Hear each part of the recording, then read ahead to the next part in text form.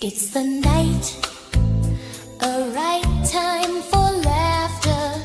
We have the guys to fill a custard, even though one is a jar of mustard.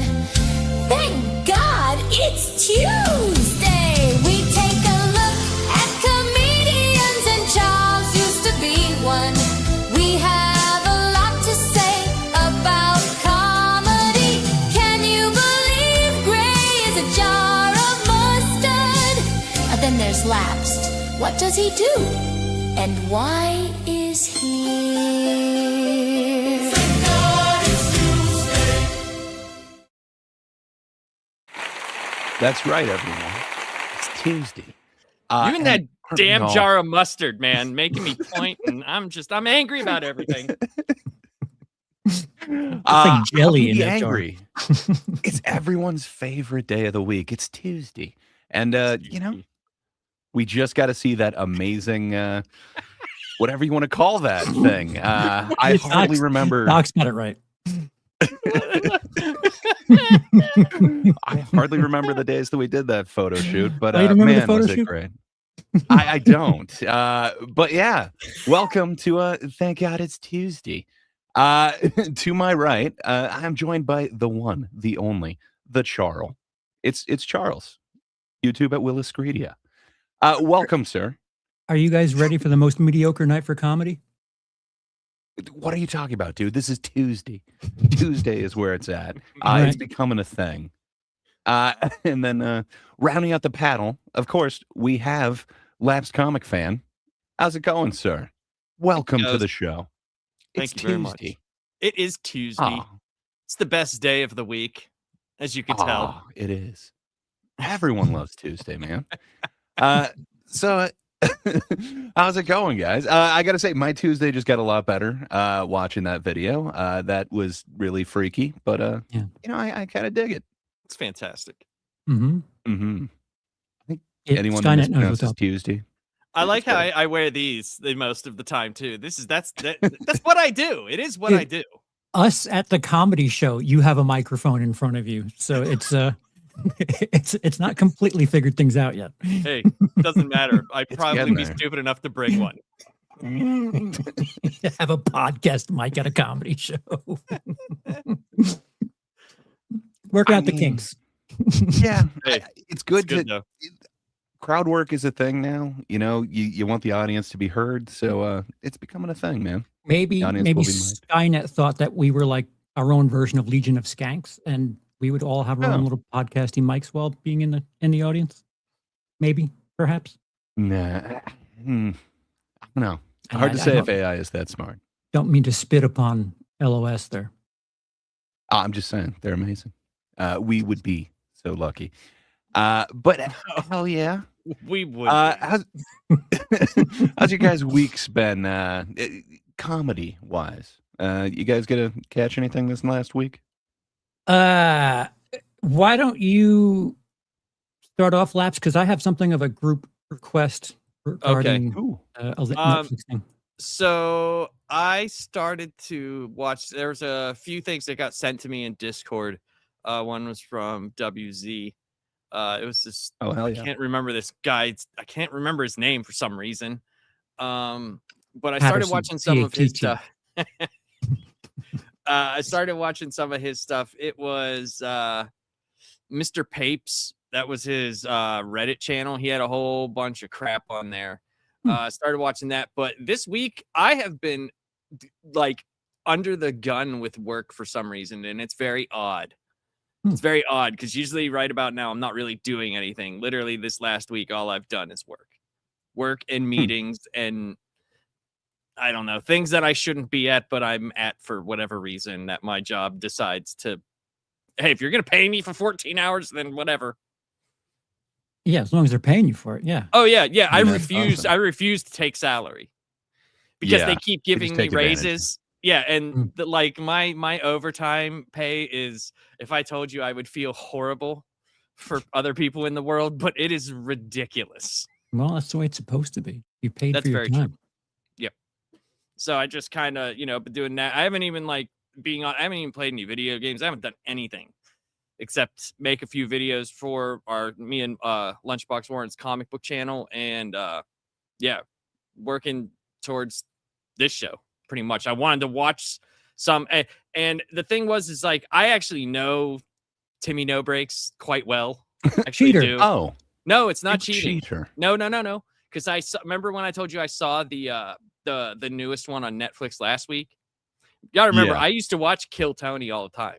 Like I've seen over at least 200 episodes through the years. So as soon as I'm bad with people's names. As soon as I saw him, I was like, yeah, I know this guy. Oh. So Well, fair enough. Yeah. But still, liar. Or incorrect. Cheater. Either way. How did I cheat? It's the past. You just said you didn't know who he was, but fair enough. I guess you did. You just didn't know his name. Fair enough. I'm horrible with names. I'm sorry. It's I'm barely remember things that I should remember. That's why I call my kid, "Hey, you." How dare you disregard the bucket pulls of Kill Tony? I know. It's my fault. I'm gonna go back in the past and beat myself up for something that I didn't know existed in the future. Totally should. So, I think I can that'll say I don't think he's as funny as other people do. So at least it still works. I had a feeling that you guys might be that way with like a character-based comedy. Well, that's but weird because I we'll love see. sitcoms and those are all characters. Yeah, but it's a little different. Charles, you were saying that you had like somewhat of a group request or something like that? Oh, for us, because I did watch the most recent Kill Tony, the Netflix version. Mhm. And if you told me like the names of people that were on the show 25 years ago, I would have said that this would have been a tremendous show. But there's some people on that show. There's one name in particular on that show Roseanne that was was awful. Yeah. Awful. I don't think Awful. she's done that in a long time. And I don't know. Could you? I don't know. I don't want to say that she's lost a huge step, but man, 3 minutes is kind of tough. Are you shitting me? An open micer I'm just saying, does a minute and think gets she- 5 times as many laughs, and she can't like reach into her pocket and pull out. if she's 3 not, minutes? well, I think you could like easily go to like your old bag of like her old specials and She pull is out an 3 old minutes. bag of no specials. Let's be honest. Like, there's only so many times you grab girl balls and spit. Like, I'm just not sure what we're seeing there. Like, is she with us? Is she with it? Like, It's a fair assumption. I mean, 2 drinks, 2 drink minimum for her should always be. My God, that last thing she said to the one dude, like, she was slurring so bad, and it was like, you're not even saying actually anything.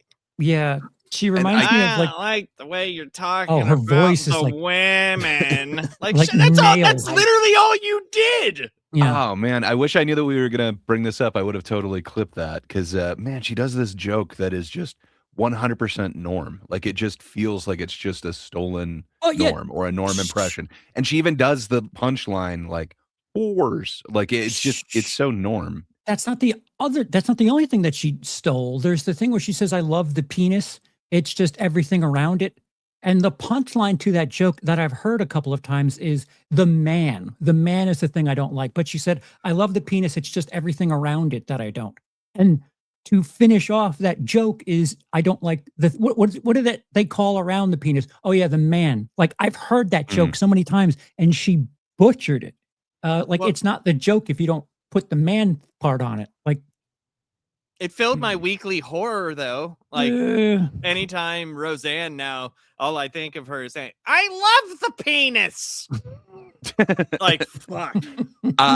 So as a Kill Tony fan, probably the biggest fan on this show, I got to say every one of the arena shows is like their worst one. It's so weird. Okay. I think this is the best of the arena shows, which are the worst of what Kill Tony does. It doesn't seem like it works in an arena. So stepping away from Roseanne, which we all agreed not the best night of comedy for one performer in particular.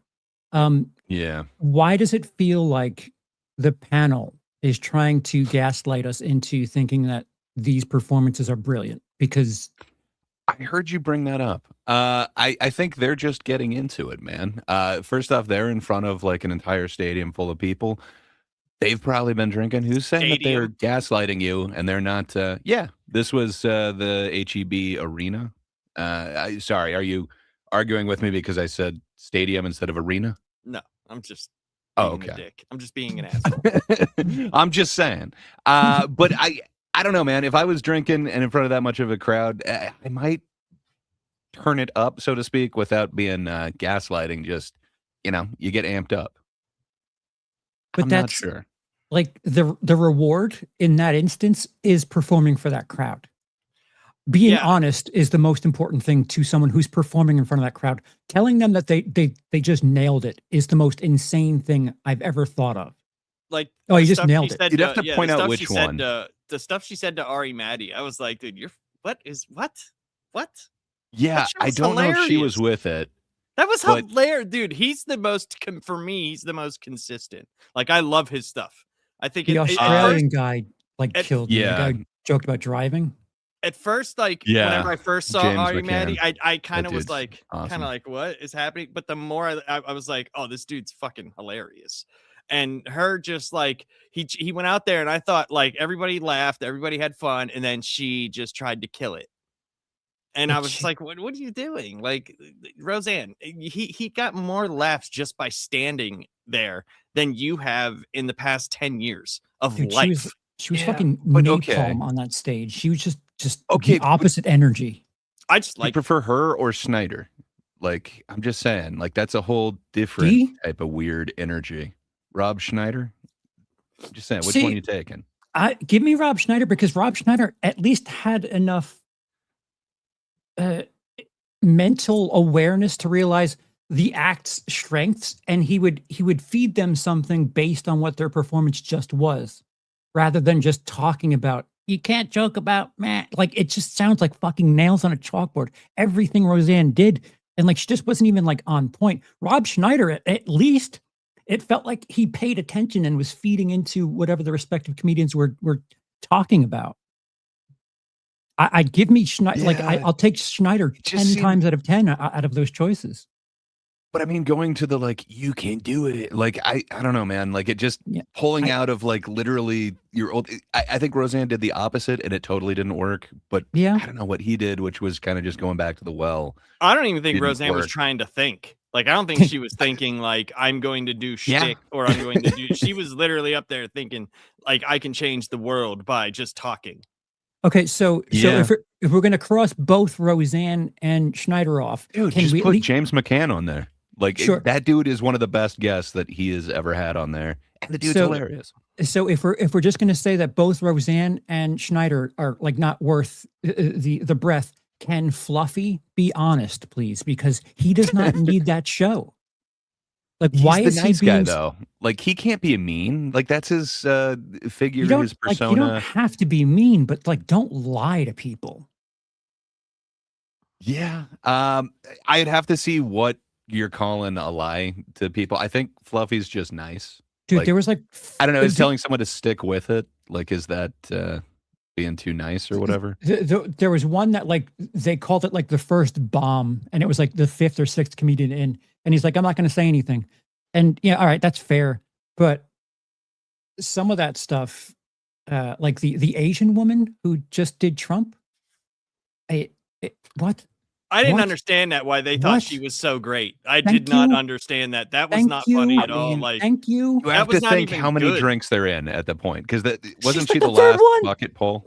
Oh, sorry. There's another lady at the end. I think I just got them confused because he gave out a golden ticket towards the end. Gray, how much gas is in your Spoiler. system? was Don't- it towards don't the light end? I a thought it match. was like in the middle. Towards with the her. end of the system. I thought it was in the middle, like that they gave her the golden ticket. She I was thought it was in the early. middle. I thought it was the middle, but I could be wrong. I just didn't think she was funny at all. Like, I didn't and that's the worst part about this is I used to be a huge fan of the show, and it wasn't that it like turned me off or anything. It's just I kind of just got away from watching it all the time. So, and I was a fan of like watching these people, you know, it was interesting to see someone come up out of nowhere and do things. And then it seems more like now it could be just the arena shows, but it's just like, here's the best of. Right. And then it's like, That is what the arena shows. They're trying to kind of turn them into. That's one of the reasons why I don't like them nearly as much. And then it Right. feels like it's kind of like do the thing, and then whereas the regular shows, it feels a little bit more like, oh, okay, so some magic just happened right there. which does happen. Which does happen. something I will different. give it that. Yes, it is. The arena club shows, experience especially is way with better.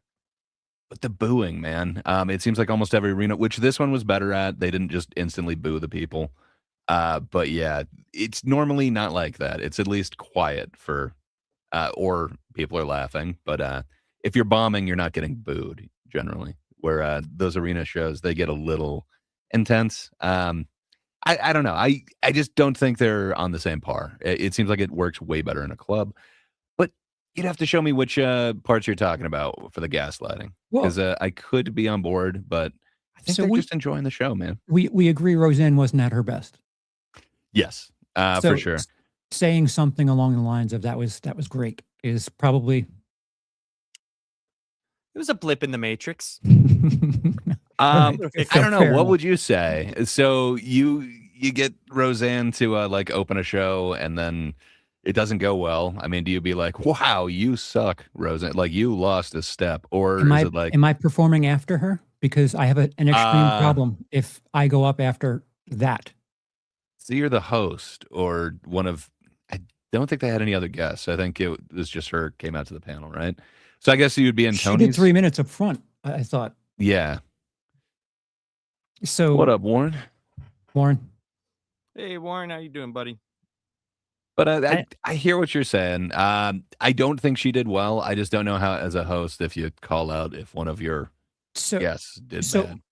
right. I that's fine. I don't like the fact that people talk about Kill Tony like they're real, like they're the most honest, real shit there is. And when I watch, to be fair, arena shows, I'm like, what am I watching?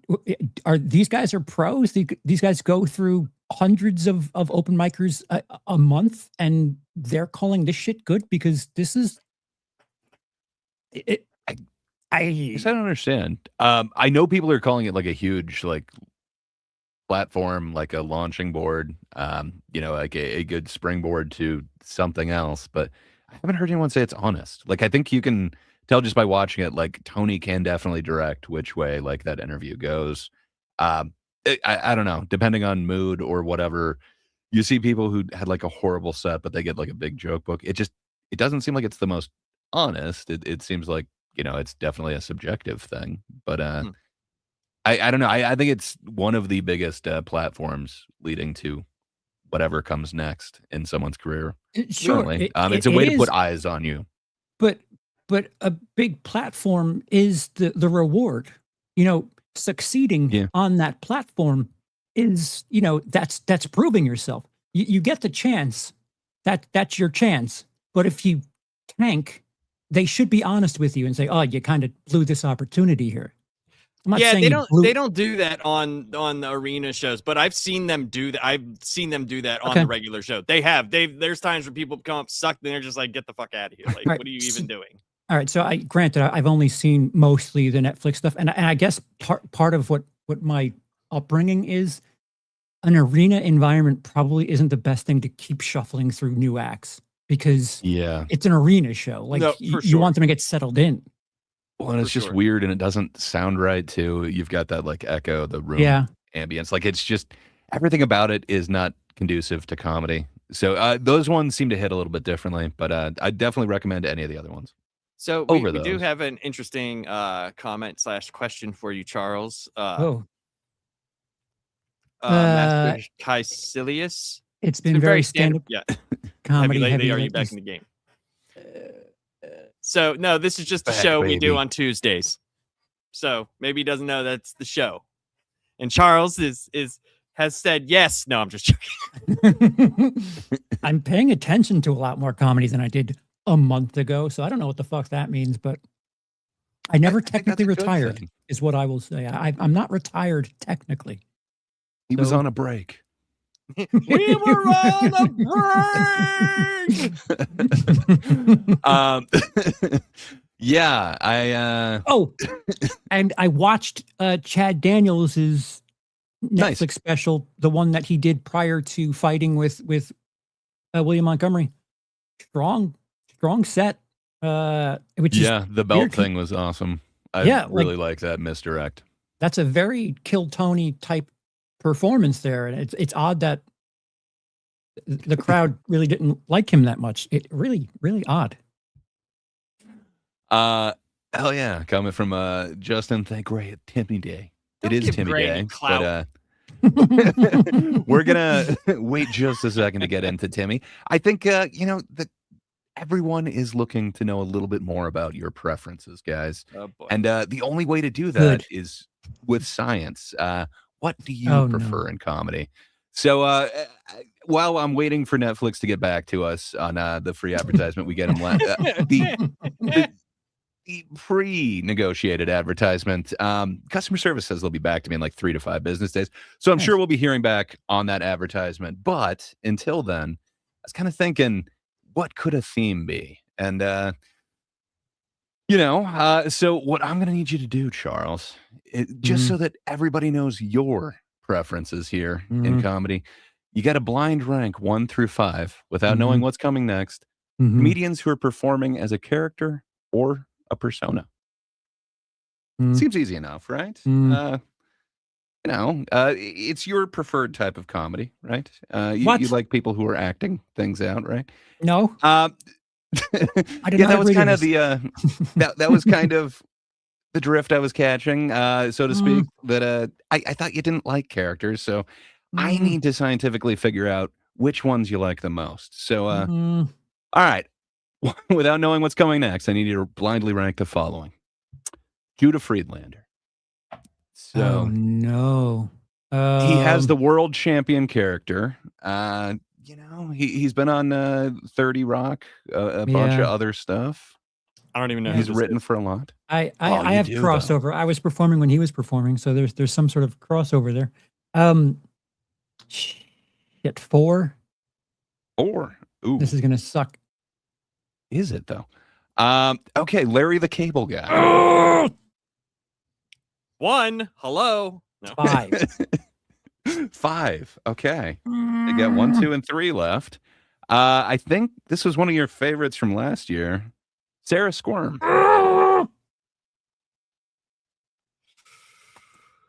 Whew, this was Fuck it. For the something else. horror roots, I'll give it a 1. Fuck it. 1. I'll eat shit on Okay. this. Yeah. Good to know your preferences. The one, the only, the late Gilbert Gottfried. 2. I can't believe you didn't put me at 1, Mm. Charles. Yeah. How could you not? What a great character and voice. But all right, so that means your number 3 is Andrew Dice Clay. I would Interesting. switch.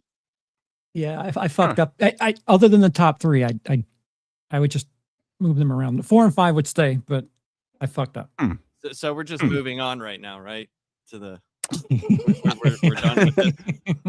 Well, thank you kindly. Logged. This data will be logged, for scientific purposes. But lapsed, buddy. I figured you also didn't seem to appreciate the character comedy nearly as much as I think some should or some Okay. do. So for you, I was thinking the same exact thing. We've got kind of a theme tonight with character-based comedy. But if you could blindly rank 1 through 5 without knowing what's coming next, comedians who are performing as characters or a persona. First one, Emo Phillips. I have no idea who that is. Oh wow. You have to know Emo, man. Emo's great. 4. I have no 4. Okay. Okay. Can't even give You're him a going 5. 4 Just with no. this Okay. John Leguizamo. Oh.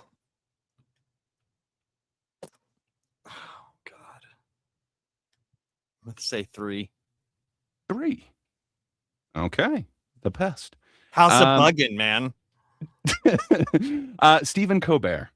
As much as I hate Colbert, I love Harvey Birdman, and Phil Kensebin might be one of the funniest things that I've ever seen on television. So 2. 2. Okay. Ha ha! Andy Kaufman. 1, I You guess. got 5 and 1 remaining. 1? Yeah. That means it looks like you're giving no respect to your number 5 choice, the That late sucks great because I love Rodney Dangerfield. Dangerfield. I love Rodney Dangerfield. Oh man, These fucking things suck. Yeah. I don't know about that. Thank you. Your answers have been noted. Jesus. Much appreciated. God damn it. It's the only scientific way of knowing what kind of comedy you appreciate. I get Now no we know. respect. One time I mean, saw a obviously. Mr. Burns, I'm your son. I forgot about that. Mhm. It kind of makes me want to go back and watch classic Simpsons. I had that on all day, and that episode came on. But yeah, I love them all. You should check out some Emo Phillips, man. He's weird and unlike any others, but I'd have to think that's a character he's doing. That can't be a real Yes. person, right? Well, Okay. yeah, I mean, I know John Leguizamo. I mean, I'm not really a fan of his. I thought his best thing was dying in The Happening, because like The Happening happened. It was happening right in front of my happened face. And my God, was that awful? He was good in The Menu, but he Was just he- played like a regular dude. Oh, Like, was he? just I was gonna say, was he the menu? Did someone eat him?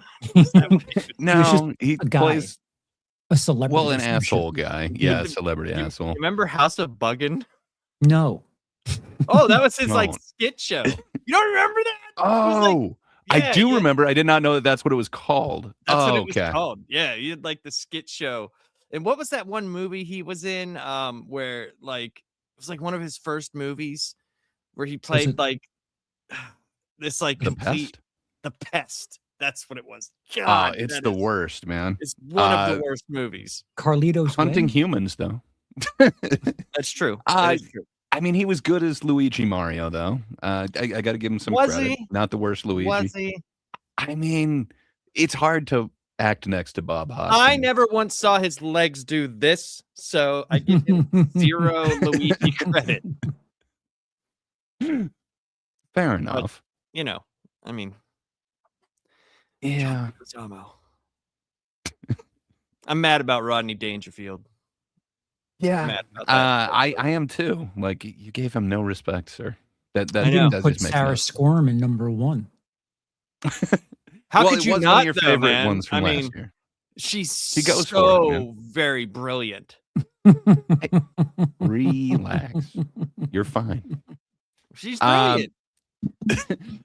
But so where do you guys put character comedy? It kind of seems like you're looking down on it a little bit. No, Charles, I like you're a it. purist, so I'm assuming less character, more joke. That's more pure. Am I wrong? A character's performance, not writing. So I might be a bit more inclined to credit writing rather than performance. Because a Hmm. character, you could, you don't need a stage for that. You could file into a video. A character performer can just make YouTube content and get the same draw. I can't compete with someone who's doing weird, sticky shit. I can compete with someone that writes. Hmm. Again, it's Laps, I ego. completely cut you off. No, What's it's your okay. thoughts on a character comment? I don't mind them. I actually like. There's some that I really like. I think it's more like for me. I would have to, if I didn't know who they were, I would have to go back and see them from the beginning to like Hmm. where the in utero was for the character to really like grasp on to what they're still doing. Luckily, that's what we're doing tonight. Thank you kindly, Michael, for Look the at you compliment getting on all the this hair. clout tonight. Look at all this. Oh, what can I say, man? People appreciate weird things, which I'm hoping you guys love will it, right? appreciate.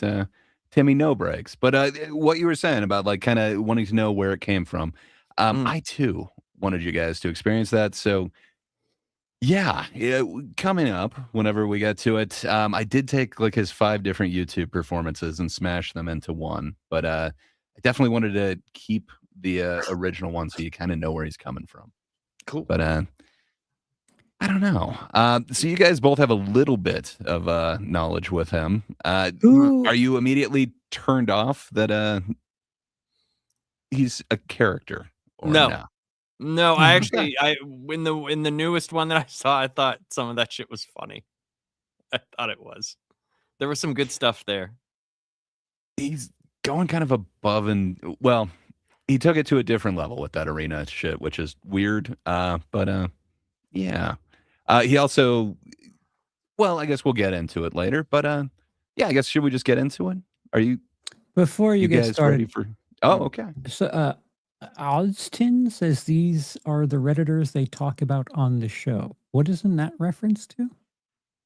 I'm assuming it's because we're talking about Kill Tony? you know, some criticism on there. I don't know, man. We're definitely not Redditors, but I don't know. Everyone has an opinion. This is kind of ours on it. So So is there a negative connotation with being a Redditor? Is that what I'm to assume?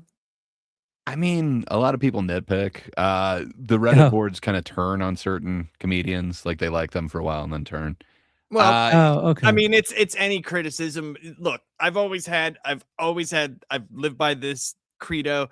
Everybody's cool with whatever you say until it's about something they like. right. That's how all of life is. You know what I mean? Yeah. Like, so, Oh, like you and I you like shit on- it.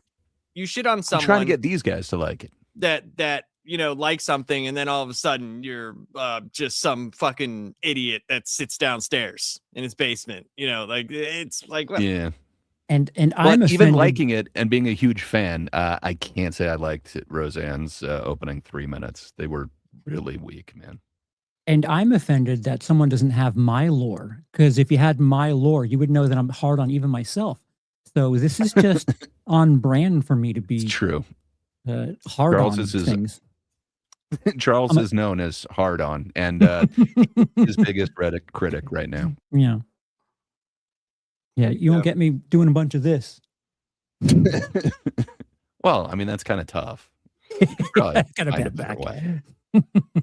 I like literally use Reddit to sell shoes and talk about Dragon Quest. I'm a giant nerd.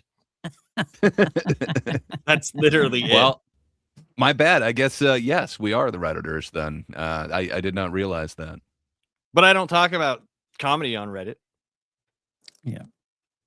Not yet. Yeah. I don't compliment things. If I compliment things, that means I really like it. That's, Well, I'm just that's, saying I probably never will, just because like I make a lot of money. Phased. Definitely jealous. Way to go, man. Let's get this road on the show. Yes. Deal. Well, without any further ado, buckle the fuck up because no breaks here. Okay. Hey, what's up? It's Tim Stiefler. Yeah, how you doing? You look like a guy I know. Who? Man, this guy named Timmy No Brakes. Oh, that fucking hack? That guy, I'm talking about the guy that like literally stole Dice's act. That guy, literally, I saw that guy in Kill Tony. I was like, this is the worst shit I've ever seen. And then everybody's like, oh, he's so good. He's so funny. I'm like, this fucking sucks, dude. Did you think it was funny? You look like you hated it on there. I was like all about that. I didn't hate it when I saw Timmy No Brakes. When he roasted you, you were like literally like, No, I was just like, I'm not about to roast a fucking character because there's no winning. that's true. It's like roasting Harlan Williams. Harlan Williams You guys so is a funny. person, but he's a character, and you can't penetrate that shield. Yeah, you're right. You can't. What? No, you're I could absolutely not right. get through that leather jacket. What? Is The fuck is he it a talking cheat about? code? Like roasting a character. Like if you're just roasting a character, like does it matter? So I have seen quite a few like roast battles where they bring up like characters, like all of a sudden you'll have like 2 horror icons roasting each other, like Freddy roasting Jason or something. And They have like presidential candidates. I don't know. And? Is it the same thing? Like, is it just armor? Because you're not actually insulting the person, which is kind of what roasting is supposed to be. Instead, you're just kind of, it does feel like it is kind of a cheat code or a shield, so to speak, if you've got a character. I don't know. You think I'm wrong? Yes. Well, I Okay. look at it two ways. Like, I see what you're saying, because like if you're roasting that person's ability to do whatever impression or character they're doing, Yeah. it's not really like that they could take offense as the person. But then again, it would be much easier as the character to be like, well, that's the thing. Like I do this badly, or I'm not. You know what I mean? Like it is kind of a deflection. There is a deflection Yeah. there a little bit. It, So yeah, I see what you're saying. Yes. I just think it offers a little bit of armor. I get what David Lucas is saying. He couldn't penetrate the leather jacket, which, leather. It's solid, man. Well, Uh, also he was talking about Harlan Williams, so like, I mean, let's be honest. Like Harlan yeah. Williams is so ridiculous. I remember one of the first stand-up specials I saw of him was after Half Baked, and he literally had like a pointed hat on behind his ears, and he kept like going into the microphone after everything he said. He was like, "Hey, Billy, there, Billy, Billy, So I didn't really understand what was happening. So I mean, how do you make Yeah. fun of that and actually have that get? I think it's you can make fun of it, but will they give you the reaction that you're looking for from hitting that big roast? You know, like where you hit someone hard and they're just like, "Oh fuck." Will that character give that to you? I don't know. Yeah. That's kind of what I'm thinking about it, but Charles seems to disagree. You think you could still, I don't know, if you're dressed up as something and I'm roasting that, I don't know. You think that's not going to hit a little bit differently than if I'm roasting you in the way you choose the dress or whatever? But you're still roasting the character. Like CP Fair enough. is just an exaggerated version of me. So you roasting CP is just like me with an inflated ego. I don't understand. Okay. So listen, this is like me being like stuck in my ways. I don't understand the idea of roast battle. Like roasting used to be a way of tributing someone. So just like Mm. shitting on someone's head for the sake of like, oh, I won. That doesn't make sense to me. So it could just Oh, be so fun though. me being old fashioned or whatever. But like if you're agreeing to do this thing where you're roasting someone, but you're agreeing to roast a character, then like why are you doing it? Like if all you can do is roast people and you can't roast characters, maybe you're not good at what you do. How dare you? First off, David Lucas is a decent roaster, man. He's one Decent. of the he's one of the one of the comedians. heaviest up and comers. What can I say, man? I dig me some David Lucas, and we'll see him in a future episode where perhaps he's in front of the wrong crowd. But yeah, he's kind of known for his roasting ability, and he's just saying like, there's no winning if I'm roasting a character, and he kind of notoriously got beaten when he tried to roast the aforementioned amazing Harlan Williams. So I don't know. Oh, so he has kind of a history conveniently- with it. So Yeah. conveniently, he's calling Harlan Williams a character, even though his performance is like Harlan Williams' CP is Harlan Williams. So Well, we should take a look at that sometime in the future because they had kind of a back and forth over a few episodes, and man, did Harlan kind of get the upper hand in all this. like So I think there's a reason why he's cautious of characters. this Yeah, is how- but you know what? Oh, sorry, Charles. Go ahead. no, go on. I was say I've seen that. I know what you're talking about. But Harlan wasn't when he was shitting on him. He wasn't being a character. He was No. pretty spot on with the stuff that he said. Like he was Yeah. just shitting on the dude. All right, without seeing it, I don't know what to reference or how to feel about it. But like We'll this, put a pin in that. this wrestling, this like athlete type talking about things. Sometimes people are just funnier than you, and it's not like you can't go to the gym 7 days a week and work on it. 10 hours a day. Sometimes people are just funnier than you. Like there's just sometimes there is no working on it. Like this athlete, I've got to be better thing. It's just not the way it is. True. I don't know, man. It's an extra way to work it out, I guess. Doing the roast battles because you can still do mics, but then you're working on a different bone, which is that kind of insult thing. Yeah, I mean, like that's I hear like you. if you put me on a show where crowd work is the thing, I am going to Mhm. look incredibly inferior, and like my excuse would be like, well, I can't do crowd work with the crowd because they're not comedians, and I prefer to work with comedians. Blah blah blah blah. Like, yeah, okay, you're just fucking trying to put a glaze over the fact that you don't work well in that environment. Sure, whatever makes you feel better. Yeah. I think we'll come back to that. But Okay. yeah, I thought that was just kind of a throwaway line in there. Kind of for those who knew David Lucas's past with Harlan Williams. But now we've made it up to So the we've spoken first. about David Lucas so far in our Timmy No Brakes special. Well, he was there for the first appearance, which we're about Oh, at right now. okay. So yeah, I think we should probably hear the first minute without That's some of that interruption. Tarantino editing you did there. I see. A little bit. Okay. The hack. I'm trying to subliminally make you think that he's doing something. Okay. Final bucket pull of the night goes by the name of Timmy No Brakes. Timmy No Brakes. Yeah, like you said, my name's Timmy No Brakes. And you might want to buckle the fuck up. Get this. I was at the nut store. I was buying nuts. I go up to the fucking weighted thing. The woman's like, that's gonna be $100. I was like, bitch, I got fucking bills to pay.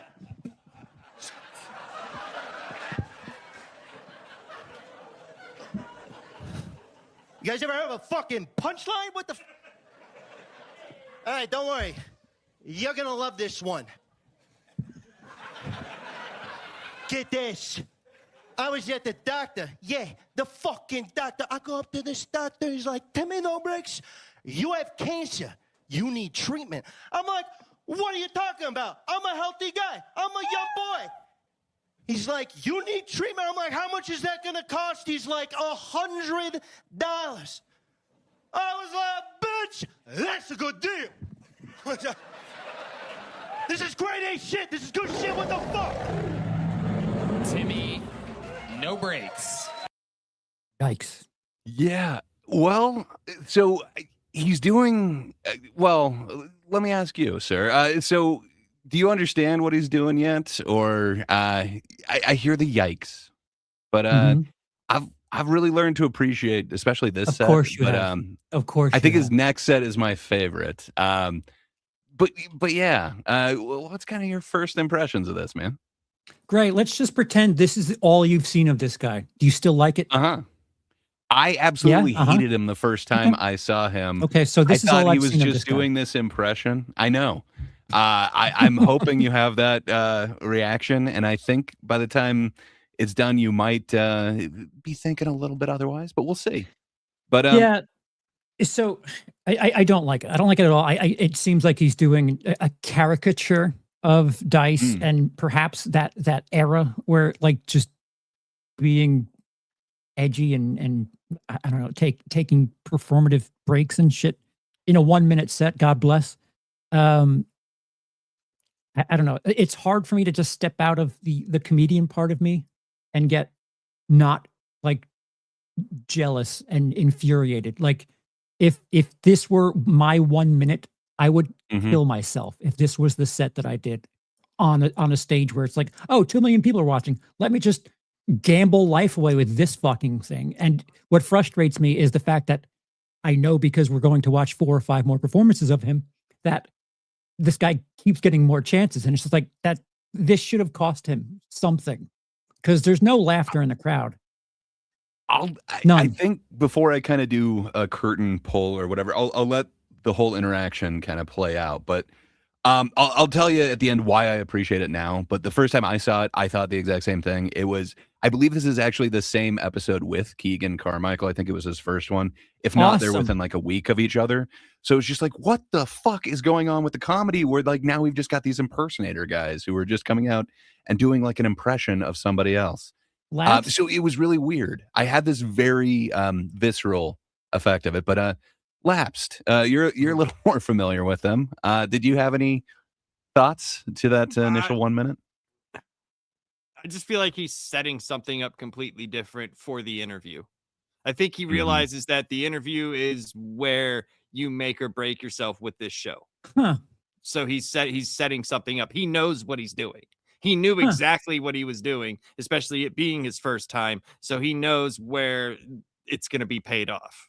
And you know where this is going. No, I've never seen his first one. Oh, okay. I've never seen the first one. That's why I said like I'd like to know where it came from. I have seen him before on the show. I just I did not see the first. I don't even know if I see the first few times, because by the time I saw him, he was already like doing his big gimmicky stuff that he does. Huh. So that's my guess. Only from, I think that's what a lot of people do sometimes in Kill Tony, is like, if they're going for a character, right? They know that the interview could last 5-6 minutes, even maybe possibly even more, especially if you hit a nerve of like, what the fuck am I watching? Right? Like, what am I watching? And that's where they can actually show their personality. And it might, because there's going to be, I know this because I've seen Kill Tony's only, there's going to be a moment where Tony just stops and he's like, doesn't know what to do. And he's going to start laughing and be like, this is genius in his head. Because that's just like, yeah. There will be a moment. I don't think he's thinking that right now. No, not right this second. Not right this second. But I think that's what that's just from the William Montgomery stuff. Like, that's what I'm thinking whenever someone's doing something like this. Stuff like this makes me feel like these experiences, these bucket pulls, aren't as cold as they would like us to believe, because as someone who tried out for Last Comic Standing and was off stage within 20 seconds, like, that was it. There wasn't any, hey, try to find out the kind of person I am. It was do 20. Like, you had to figure out the fucking joke to catch them immediately. And it was just next. There's got to be some sort of understanding about the situation, because I don't know if you would take your one shot and do that. There's a lot of, so you'd think so, but man, when you see these people who bomb, who, if there is somebody like, you know, orchestrating who gets picked, it's like, why would you ever pick that person? Which leads me to believe, I don't know, that it does seem somewhat random when you see some of these people just really bomb. Yeah, and again, but outdated mindset. I'll stress that again. Well, outdated. It's not outdated. It's the sense that you've started from where you were and you've had success. So you're gonna think you like sort of. I worked. Listen, I worked. It doesn't matter. Success. If you open up for some of the people that I know you've had success. So let's not trash yourself here. Self-deprecation is comedian's best friend. But let's be honest, okay? You actually were out there doing it. So I think that there are people though like that in the world that they just don't, they're very unaware of themselves. So I can understand some of these people going on there and doing some of the stuff that they do. But this to me feels like he knows what he's doing. He knows exactly what he's trying to get a reaction from them for what's coming next. That would make a little bit of sense. Some gamesmanship, knowing the environment and what happens. That's interesting. Because if he does, think of it like this: if he does that, and then they invite him back, every single time more he comes back, he can get that character over as if it were like wrestling. He can get it over because it's over with them.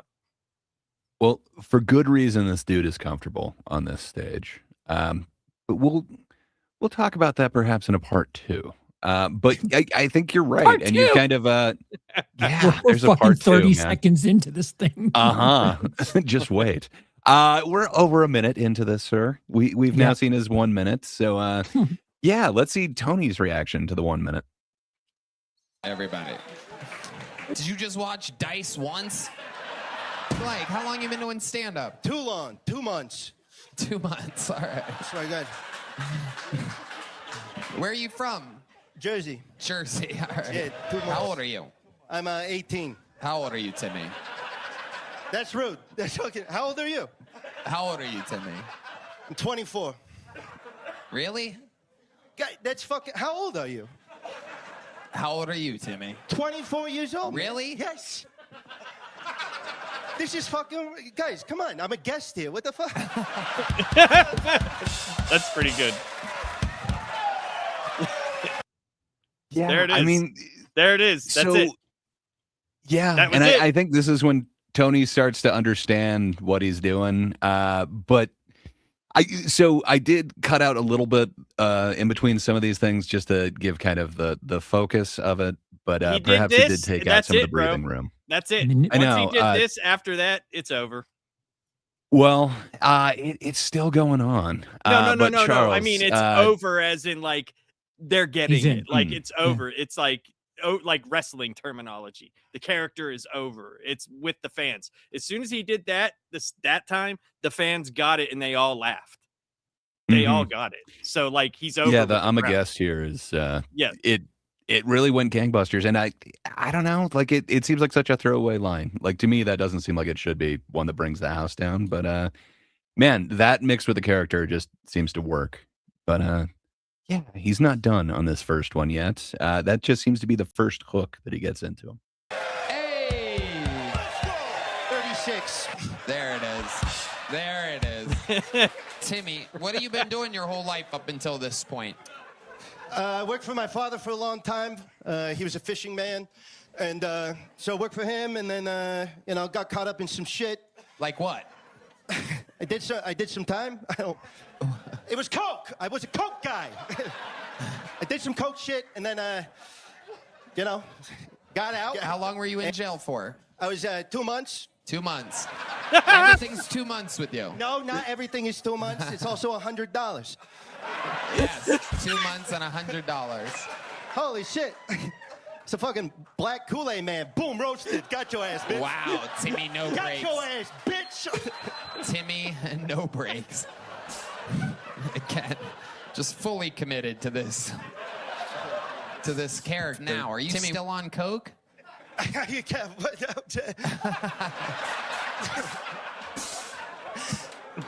No, what's up? Yes. Yes, you are. Do you live in Austin now? Yeah, I moved here. How long have you lived here? 2 months.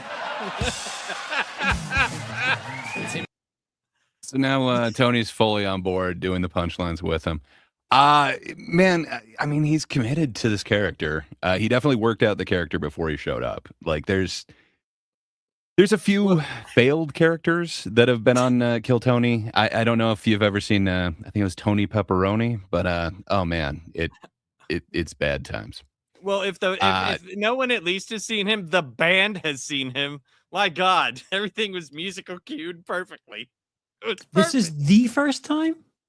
The first time.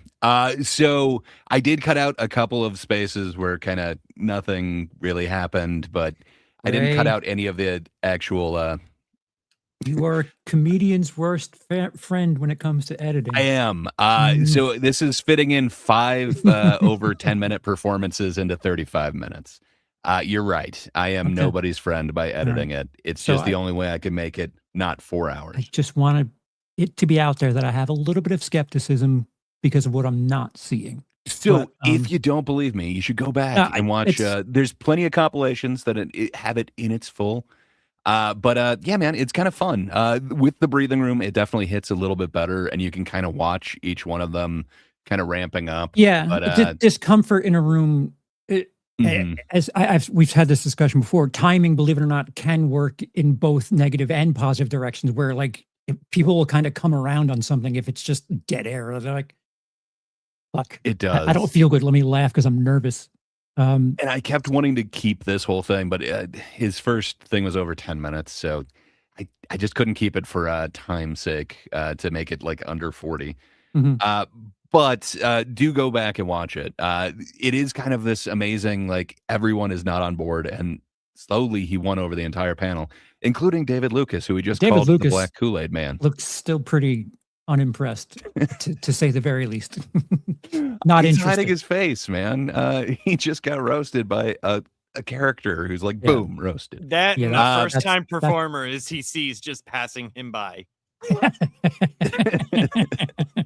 He's like, God Fair damn enough. It feels like it's a fleshed out character, and man, does the dude have some charisma. It's working for me. By the time he got this point in the thing, I was no longer hating him. It wasn't like that Keegan Carmichael thing where he just kind of kept saying like, no, I'm not doing a character. It's like, this dude's winking at you, like, this is a character. And I don't know, man. For me, somehow this worked where Keegan's did not. Hmm. I don't know. I felt visceral at the start of each one of their sets, but somehow he won me over. Charles, I know you weren't super impressed with the set. Has he kind of won you over? Or is he winning you over? I don't know. Again, it's hard for me to separate someone shooting their shot, and like, Mm. I mean, if you're confident, you're confident. Like that's something you absolutely need on stage. If I knew that there was some sort of awareness between either him and or some member of the crew of his style, it would make me feel a little bit better. Maybe I should watch I don't- more character performances on Kill Tony and maybe get an understanding of. Okay. I don't know. Sounds like That's not a one request. request for Tony Pepperoni. That is not a request. Okay. No, I hear you loud and clear. Fair enough. I don't think there was, but yeah, we'll talk about it afterwards. Yeah, This so- dude so- is so very again- comfortable on the stage, but I don't think he's well known to them or had like any cues. That seemed really natural that the band is just there. They're used to doing it for William Montgomery. It seems like they've gotten into they'll Right. play into a character. So again, to factor in, like, if somehow you get me a spot, you tell me, Charles, you're going to do a minute, and this is your opportunity to win, a career back. Like that would scare the fuck out of me, and I don't know if I would waste it on a character. But that's me. I'm not a character Well- act, and to fuck around on the one chance seems like such a gamble to me. So Well, it's in his just hard for me defense, he has only been doing comedy for 2 months. Fair enough. Yeah, you don't know what serious is if you're only doing it 2 months. Yeah, but it goes on a little bit further, and maybe he'll win you over by the end of this. I didn't hate the True story. Timmy No Brakes getting the lights to change in the room. Oh, I'll take that golden ticket, bitch. oh my God. I'll take that golden ticket, bitch. Timmy, you're not even getting a big joke book, Timmy. That's fine. I don't write. We know, Timmy. We saw your act. Timmy, you're a funny guy, dude. You're a funny guy, Timmy. I like your style. Normally, I hate anything that sounds at all like Andrew Dice Clay, who was literally doing your act 45 years ago. But I look at Never you. heard of him. Never heard of that bitch. Hickory dickory, suck my cock. All right. If I had to give your interview and set a grade on a report card, I would give it a A. Oh. There he goes, Timmy No Brakes. Wow, he immediately gives it to a fan. Bitch. Gives it right to an audience member. So Kill Tony is a show. So that is kind of interesting. Like he stayed in character enough to be like, I don't write, and then threw the big joke book, which That's is confident. kind of the prize. It Yep. is. So that made a huge impression. I dig the moxie. And then kind of like the Keegan Carmichael thing, clips of him just like blew up. There was one of them that had, it was over 9 million. I don't know what it got to. I just saw an interview with him on another show, and he said the initial clip on one channel got up to 9 million. Christ. So I'm not sure if it got even more than that. I think that was Instagram. But yeah, it just kind of, that set for some reason just blew up. So he became very internet famous. And then from that point, I wouldn't doubt that, perhaps there was some behind the scenes negotiation or whatever. and again, Probably I'll reaching say, out like, hey, this is blowing up, man. yeah, Let's work I'll together. say, I'll give the boring answer and say I certainly respect him. That was to just take the joke book and throw it. That's confidence. It is. It's really confident. But again, part of it is this character, and Yeah. man, he's staying in character because I would have to think as a comedian, you'd kind of want to keep that as not only your souvenir but your proof that Yeah. you did something on there. But Yeah. man, I don't know. Lapsed, you are an honored person. Would you have the gumption to throw the book, the gall to throw it back into the audience? I depends on what I was doing. If I was doing something like he was, yeah, for sure. I get it. Like I said, like I needed to see the origin of it. Everything else now, like that I have seen, I'm starting to remember, is making more sense to me. It's I making more mean, sense. I like it. I think it's funny. so he had a character for sure. It doesn't feel like it was fully fleshed out yet. No, Uh, no. kind of like, first season of like a cartoon or something. It's a little rough around the edges, but man, he seems to really understand the character because at parts of this, he's like truly flipping into dice, and then that whole hickory dickory. From here on out, the impression just works for me. But Charles, you've now seen most of the first thing. There was a bit that I cut out with his mom, where he talked about his mom. Unfortunately, she passed away 2 months ago. Um, but yeah, it's worth seeing the whole interaction. It does take some of the steam away, but I don't know. Your thoughts on seeing most of that? You on board with Oh, Timmy? why does it take steam away? Because it's part of his 2 months shtick. I'm taking part of that steam of what he's building away by editing any part of it, I would assume. Yeah. I can't edit the tension out of the room or into the room. Hmm. So I don't know. Do watch the original one to get like the full emphasis of it. But I think you got the bare bones of that first one and kind of what happened. But then it kind of blew up on the internet. Would you have been one of them? Would it have vibed with you if you saw the full performance? You on board? I don't know. I don't know. Like you'd have to ask me at different points in my life. Fair I, enough. I'm being At as this honest point, as possible. uncertain. Yeah. Okay. I'll I mark you would down say as uncertain. I'm more say I would be willing to see him again on the show. Like I wouldn't be like, oh, this is like the Keegan Carmichael, where that was Yeah. just Mm. like unbelievably unaware of himself and not even trying to say, hey, yeah, I'm in on this as well. Yeah. I Where think you totally get that from him. I think acts are starting to figure out who they're trying out for, and if anything, Timmy No Brakes is doing the kayfabe thing. To throw the book back is like totally just embracing that character, which he knows. He knows Tony is a fucking wrestling guy, so Yeah. um, I think it's just totally working. And that's the yeah. thing. Tony is a wrestling guy. I think he Right. likes the characters for that reason. And he likes these big over the top characters. And Yeah. he's giving him exactly what he wants. However, it's weird because both Keegan Carmichael answered like, no, I'm not just some big Mitch Hedberg fan. And Timmy No Brakes said like, no, I'm not just some Dice wannabe. But somehow those are it the works. same night? But then he did the dice thing, though. That's the difference. That's the difference. Yeah, though. He did. Yeah. He's Dick heavily Doc, yeah. winking and showing you that yes, he definitely knows that.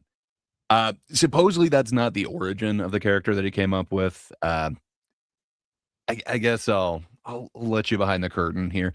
So he No. was trying to come up. No? Okay. No, go ahead. Okay. Open the curtain. No, the curtain will remain. No, we're good. Curtain remains. No So blue this balls. is one of the two podcasts that he went on after his first appearance. Where there's this gay guy. It's like I think it's the only show led by a homosexual that has that many viewers that I know. Because homosexuals are out, trans is in, but homosexual.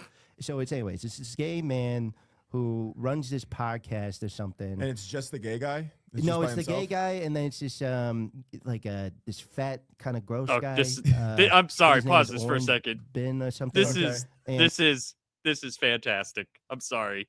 Explaining this to someone who doesn't know what it is and saying it this way is fucking gold. I'm sorry. Go ahead. Sorry. Just had to say that. Well, and this is so he's blown up on the internet, but he hasn't gone back like a second time. He's only been there the once. So I don't know. It's just kind of, it seems like he's getting the character down a little bit better. They do it together, and then they have these guests on, right? Yeah. And I've never seen one with Dane Cook, which is kind of why I don't watch it really. I'm a big Dane Cook guy, and so they do it, and then they have people come on the show do a minute. That's the stupidest fucking thing. I've never done less than 45. So I thought I was going on to headline, Mothership. That's why I visited Austin, from Jersey, right? Show up to the Mothership. Okay, the dude with my headlining set, walk on stage, like, hey, you got to do this show. It's a big show. I'm like, you know what? I'll come back tomorrow. I'll do my headlining set tomorrow. I'll bump, I think it was Rich Voss or something. I was like, cool, I'll just bump him off the show. Okay, right? So put my name in this fucking hat. They're like, we're going to rig it. You're a big deal, right? The big riggers. So they put me in this cattle area, right, in the side. I'm fucking standing with these dumbass open micers. I wait till the end. They pull my name. I go up there. I fucking do my minute. People don't understand that I'm hitting punchlines. I'm not getting the laughs I get. So I fucking get mad. And then this guy starts asking me questions, and I'm just answering them. And people are like, oh, my God, this guy's great. I'm like, no fucking shit, you dumb fucks. Yeah. And then that goes really well. And then, I leave and, I'm like, cool, I'm, moving to Austin or whatever. And, hopefully they have me back on the show. I forget what the question was, to be honest. So I don't know, man. And then he also went on another podcast, right? But he mentions a little bit of that right here. But yeah, I think it's awesome that he's kind of trashing the show that seems to have given him a big opportunity. I guess I love the staying in character thing, but he seems to have it down a lot better than in that first interview. It seemed like he was kind of stressing for what exactly to say. Dude, this is literally like almost every dude in the Jersey boardwalk, though. Like, I was just gonna say, he sounds like a cartoon stereotype version of any Austin guy, like any Austin comic. The way he says like trans is in now, like that's an interesting thing to bring up. You're gonna see so much more of this. That is the first glimpse of it, but that's why I kept that thing. But just wait. There's these subtle little jabs and barbs that really seem to stick. He sounds like a cliche version of guys that moved to Austin. He 100% does. Yeah, it's an amazing character that he's building, and it just keeps building from there. I think this is my favorite set, my favorite 1 minute that he does. But I'm not trying to put too much pressure to it. But yeah, kind of think of that sending up of. Ray, do you have any carpets left? The amount of red carpets you roll out for some of these things. I'm just saying, just wait for it, man.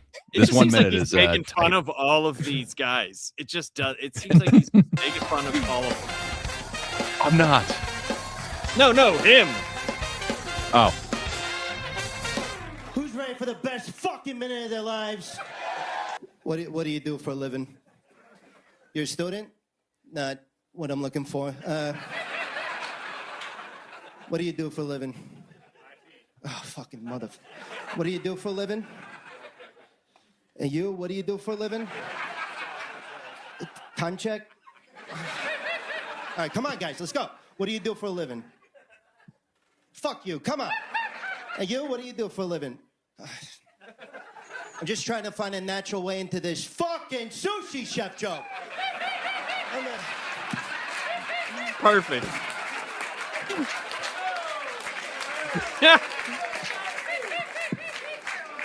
Does anybody work at an airport sushi restaurant? I mean, I relinquish my time. Dude, that was a big fuck you to the whole thing that is Kill Tony. This is a giant fuck you to it. Yeah, dude. Awesome. So that's what that first set was too. He's doing this anti-comedy thing that is, I don't know, man. I'm digging and delighting in the way that he's doing it. But man, I love the send up on the whole comic thing. Just, I don't know, Charles, did that tickle your fancy anyway? I know you're not a huge fan of crowd work, but is that your brand of crowd work? I think it's funny. I think it's funny as a comedian. I don't know. Again, like I don't have a proper understanding of who tunes into this. Are they like comedy fans? Or are they people just looking to laugh? Because I feel like if you don't, yeah, all right, fair enough. I feel like, knowing what he's doing there, like that is basically telling you what comedians do when they do crowd work. Like that's taking everything out of like the magic of it and basically that's what crowd work is. You fucking do 6 months of crowd work where you just figure out the averages and you figure out a way to get your fucking sushi joke in there. And it's just planning things out based on the averages. And to do that in a minute, I think it's a lot more funny to comics than it is to just a random comedy audience member. But it's just a It's- 1 minute sketch, and then you get like 10 minutes with the panel. he's Right. kind of it's- taking. And he's also, you think about it, I think regardless of what his setup for the sushi, it wouldn't have mattered what anybody said because he was just Yeah. wasting his minute. That was Right. the whole point Right. of what he was doing, which is like what I think is great. Like that's the best part to me is he's just Yeah. It's the same thing he did with that like- first minute. His whole Yeah, thing was anti-comedy, where it was, you guys aren't laughing. Like his whole bit was, okay, a comedian whose jokes aren't landing, so he starts yelling at the crowd. no, And man, right. But this was kinda straight up, works. I'm not going to tell any jokes at all. Yeah. Like, but it's funny in the same way. It's like you're literally wasting their time. It's such a Yeah. it's you could very much look deep into what he's doing is in like this whole thing a waste of time. Either you're funny or you're not funny. Like there's many things that you could look at what he's doing right now, and I actually like this very much. It's also something of an abortion of that minute. Like Yes. you would want to be on your A Yeah. game, and this guy's Correct. just eating shit, just absolutely eating it for the sake of getting his stupid sushi joke out there. And if you're gonna do your best minute, you would want to have a fleshed out bit. And I relinquish my time. yeah, it's smart. I really dig it, man. That's awesome that you're calling it smart. I wasn't sure if you'd be on board yet. I think he might have you by the third set, but yeah. So let's see what Tony has to say. If you remember right, he'll take it from here. This is the second time he's seen him on stage. All gas, no brakes. This guy left a dinosaur paw print size footprint on the show the last time he was on. Hard in the paint. Some people said the next big thing. Famously handed off his joke book to the man in the front row, whoever it was. And tonight, threw his sunglasses at a person in the front row. It's becoming Give him back. trademark. Timmy Aw, that's motherfucking awesome. No Brakes has arrived back to the Kill Tony universe. Timmy, how we doing? We're good. I'm a little disappointed, to be honest. I told you I wanted Dan Cook. What? You wanted him on the panel next time you were on? Is that what you said? Yeah, I hit you up with some requests. I said a bucket of MHLs. I said Dan Cook, and none of them are his. So I don't know what the fucking. I tried my best to get him. Wasn't easy. We have to settle for Chris O'Connor and Ryan O'Neal tonight. You're Ryan O'Neal? Yeah. This is for you. You just got served, bitch. Open it up. Yeah, why don't you show everybody what that is, bitch? Why don't you show everybody what that... That's a picture of my niece's volleyball team. Oh, rush this man! All right. So now you got character and prop work. I don't know, Charles. You still on board or nah? What am I on board of? Wait, what am I on? The or Timmy off? train. There's no brakes on this thing. Are you hopping aboard? Would this opportunity be here without the massive internet following? Probably not, but I have issue I'm with just that. saying, man. Okay. Well, he seems to have won Tony over a little bit. And, So did Mitch Hedberg. okay. Where like he literally flipped on Mitch Hedberg. True. I don't think he's been nearly as kind. Yeah, fair enough. He did get on board with Keegan Carmichael as well. I think this goes a little differently though. He seems to be on board from the beginning with. I just think this is funnier. So I mean, like, it's Yeah, Agree. there's more wiggle room with this guy than there was with Mitch Hedberg. There's like far more wiggle room. it's not even Keegan Carmichael for you. It's Yeah. just Mitch Yeah, Hedberg. Mitch Hedberg cover band. Yeah, Mitch Hedberg too. They're called Sam Mitches, bitches. No, this guy has wiggle room. Like there's, you get the sense. It's a shame that I know that he does, but you get the sensation that he could do other things. and I unfortunately know that he does. Where that Mitch Hedberg Part guy, two. I don't know if there's anything he can do other He than could work in Vegas as Mitch Hedberg. right, right. I'm saying, man, the biopic. That's what he's got to be shooting for at this I point. think you mean biopsy pick. You're right. He I could- always mispronounce that. He could be It's in okay. the song sung Blue as Mitch Hedberg. I don't know Just if the cover anyone's band. seen song I sung have. Blue, but it's just a bunch of cover people in fucking music industry. He could be in Sorry. the Poor Man's movie. I was trying to make a movie called Yeah. Poor Man's, and it was just all of them, just all of them.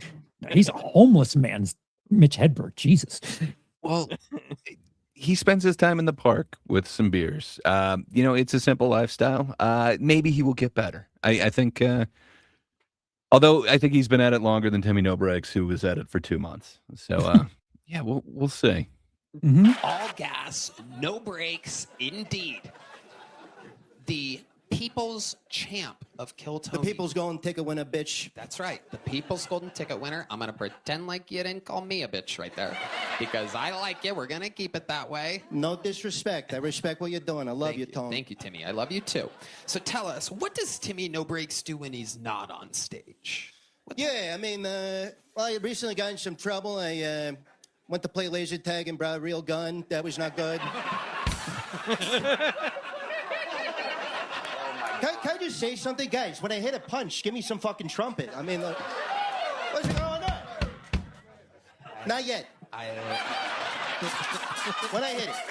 What is your love life like, Timmy No Brakes? I mean, I gotta say, it's definitely changed. I've had a bunch of bitches slide into my DMs. I had Hillary Duff slide into my DMs. Yeah, more like Hillary Muff. That bitch has a vagina.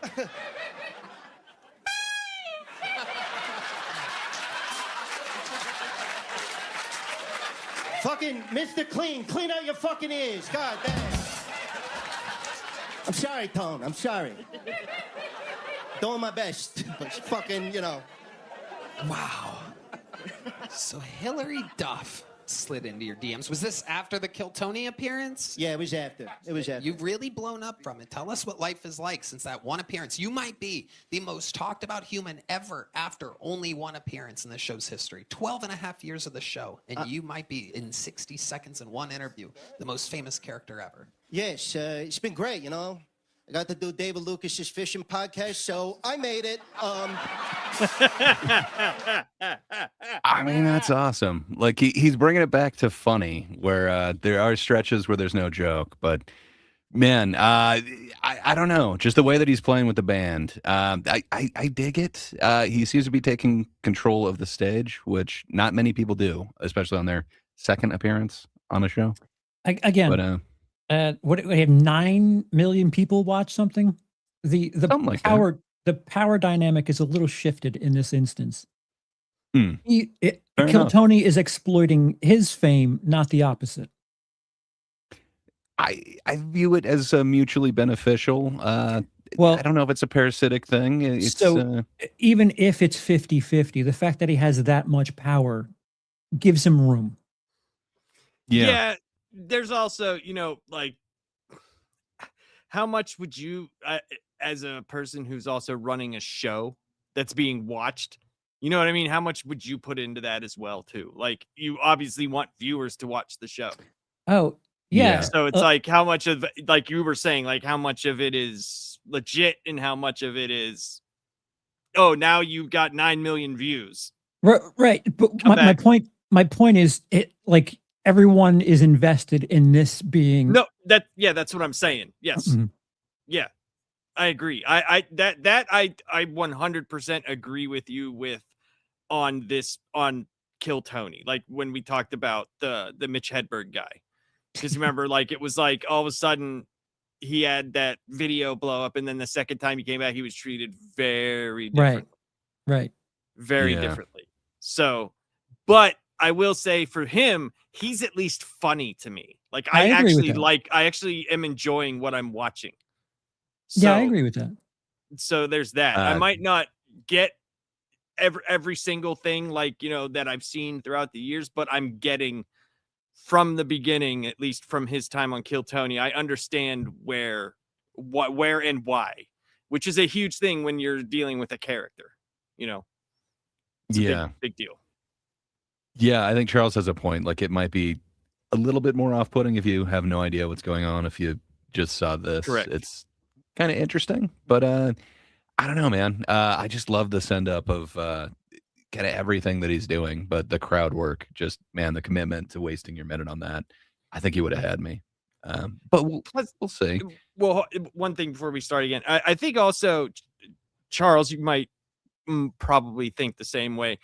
I think the internet age, like you said, would this happen if there was no internet? No, it wouldn't. Because if there was a show like, say, like this, you know, where it was like a quarterly show, you know, like happened every 3 months or every 4 months, whatever, there would be no way for every single person, even if you didn't get this at first, but something resonated with you, you could easily just look it up and see everything that this person has done. As opposed to if we were still on the TV age, there would be no way really to find him other than seeing them live.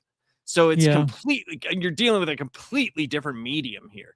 As soon as like someone saw this, right? Say this is the first time they saw it, they hear everybody laughing. They oh, dude, that was kind of funny. All they have to do is do, and then they got the whole story. Yeah, I mean, like in the 80s, Dangerfield had that like special on HBO where like that's where both Kinnison and Dice got noticed. Correct. And they caught fire in the mid 80s based on their appearance on the Dangerfield special. So I would even say that was fast, and that was like a year, and that was fast for pre-internet.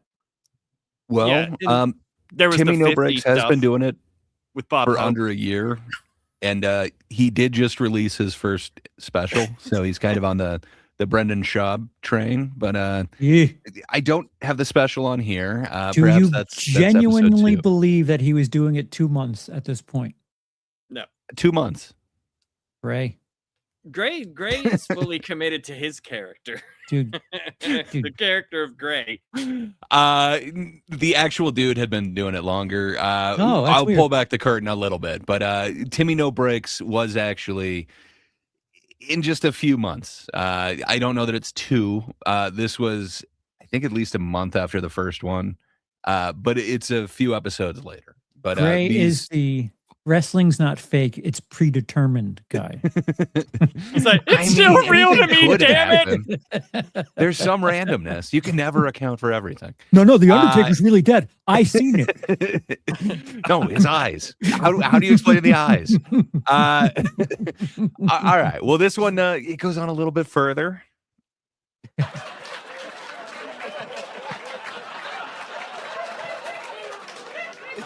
By the way, where the fuck was the trumpet there, guys? Come on. I think he deserves something a little more. That's like a negative horn you're giving. It should be like a ba-da-bum, or something like that, right? Tone, no. Give me a D. You give him a D. Give him a D. What's a D? I don't. Yeah. Okay. I see it now. I like it. That was a D. That was a D. They nailed that one that time. That was a D. And is there anything that you miss about New Jersey? You know, I miss the mornings. Spotlight? Spotlight for Timmy No Brakes. No doubt about it. Whatever Timmy wants. Every member of the Kill Tony crew should know. Whatever Timmy asks for, Timmy gets from this point forward. There's a thumbs up from the great Yoni. Timmy, go ahead. Production. What do you miss about Jersey? Yeah, I miss the mornings, you know, walking out, fucking walking up to bitches saying, hey, bitch. That's what I'm talking about. That's what I'm talking about. Well, yeah, that's what I miss most, you know. We're good on the spotlight, thank you. I don't want to keep you up here all night. You know, I don't want to be a bother to you. You let me know when you want to go. You're the first person ever that I'm giving full creative control over here. Yeah, I'm good. Okay, hold on. You're good now? You want to go, or you're good to stay? Fuck, Tony, it's your show. I mean, I don't... No. I'm literally, again, I've never told the crew you get whatever you want. I've never given creative control to anybody. All right, Timmy, let's do this. Here's what something Charles, I really he said wanna it. know, and I He don't said know he's if I never asked said this that. last time, but if I did, Oh, well. I'd like to apologize in advance. Tony, it's okay. Thank you. What? How do you make money, Timmy No Brakes? Yeah, you asked me that, right, Tone? You know, I used to sell weed. Before that, I was selling coke. Now I'm just coasting on comedy, Tone. Okay. Timmy, no, hold the horns on that one. Hold the horns. Yeah, it wasn't a punchline. That's for real. I'm doing big shows, bigger. You know, I'm doing HEB. I think. Timmy No Brakes is doing HEB. Let me. The grocery store or the arena? Tony, you watch your fucking mouth. I'm sorry, Timmy. Sometimes I fall back on my habits here. It's I am okay, known Tone. for making fun of people on the stage sometimes. I mean, no disrespect, Timmy No Hey, Brakes. no disrespect taken. Let me say this. Yeah. I think you have what it takes. I do? I don't. I want you to open for me at Lucky Duck Open Mic in 2 weeks. Lucky Duck Open Mic, one of the best venues in Austin, Texas. No ceiling, no audience, and no breaks. Timmy, I feel like if we keep you up here any longer, I'm going to have to give you a percentage of the royalties of this episode. And I cannot begin to do that. So, I mean, I'm going to, unless there's anything else you'd like to say or do, I'm going to give you, or we could talk about anything you'd like. If you'd like to ask me a question or anything, we could do anything you want. Yeah. Take your entire life, Tone. What's the most interesting thing about you? Go. Tone, your entire life. Let's go.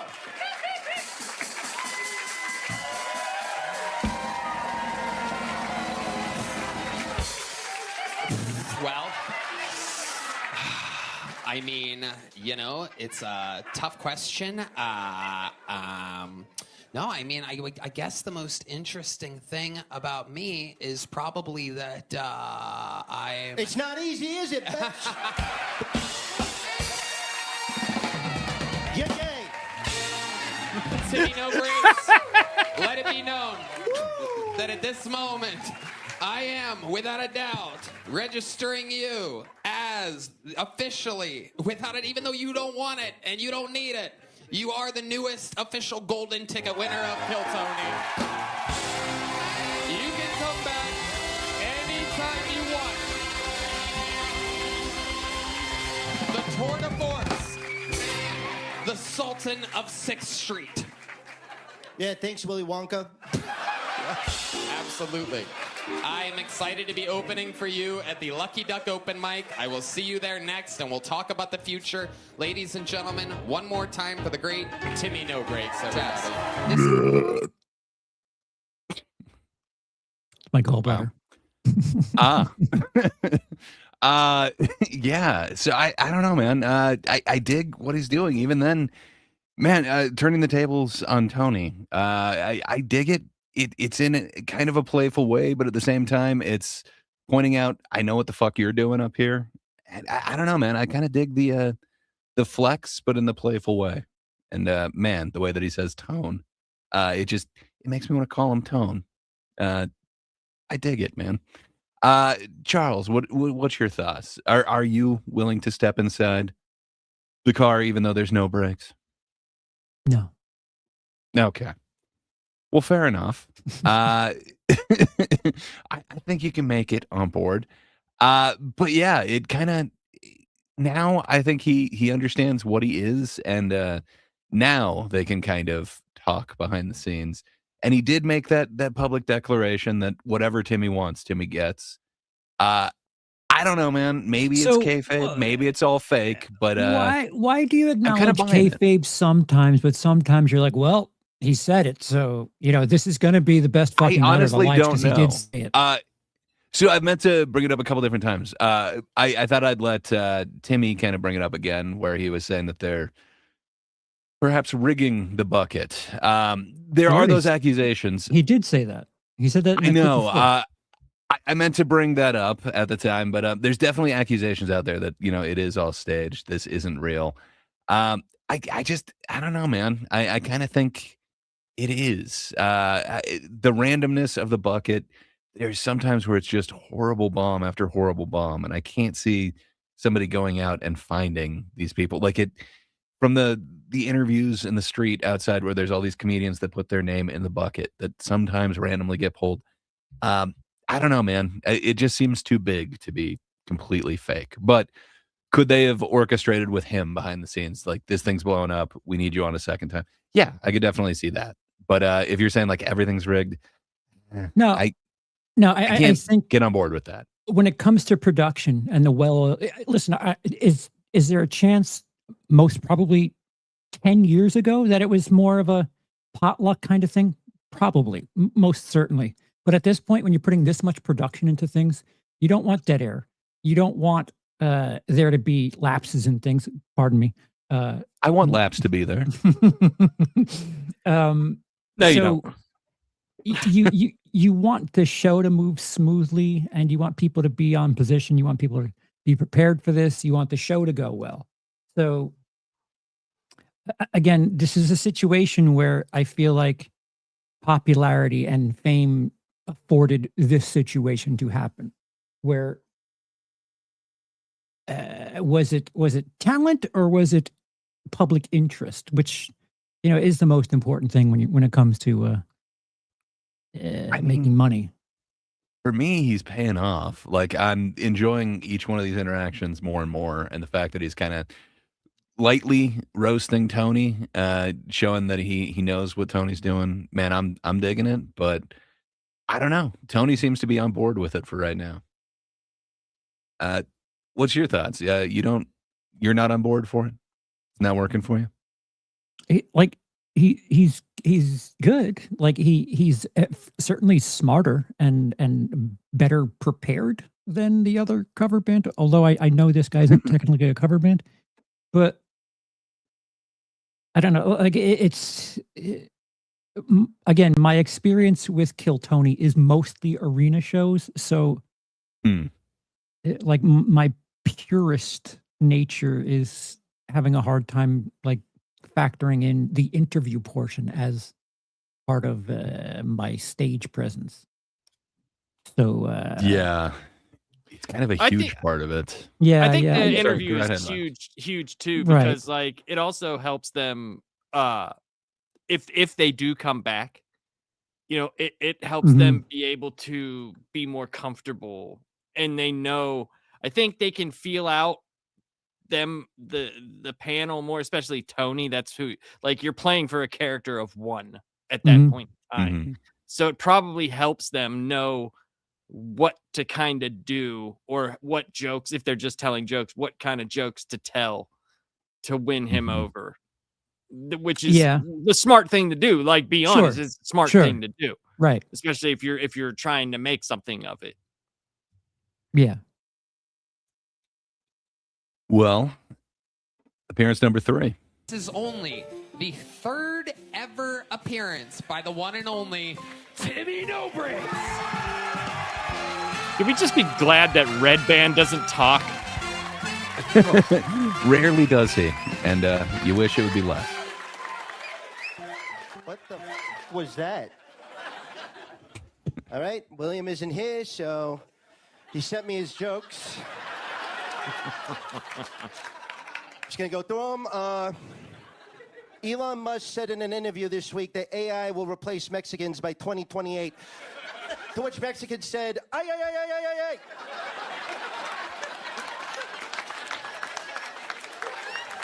Okay. Good job, William. This one just says, Tony, moving forward, can I go by Clifford the Big Red Angry Retard? Okay, I think that might have been an interview thing. I don't fucking know.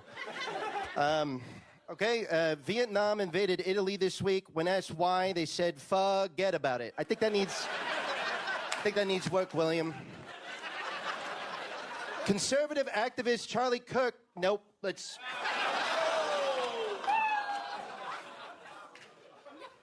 Red Band, if you play the bear, I'm gonna titty fuck you. All right. When was this? NASA's Perseverance rover. My a couple of hands months are ago. shaking because I'm going through pussy withdrawal right now. I haven't fucked in like 2 hours. It just, honestly, this just says the N-word a bunch of times. Let's just wrap it up right there. All right, thank you, William. Boom. New jacket I noticed tonight, Timmy No Brakes. This is a whole Yeah. different version. Was Yeah, it was Kirk dead by this point? Yes. Okay. Yeah. So this was a little bit after that, Okay. not long after.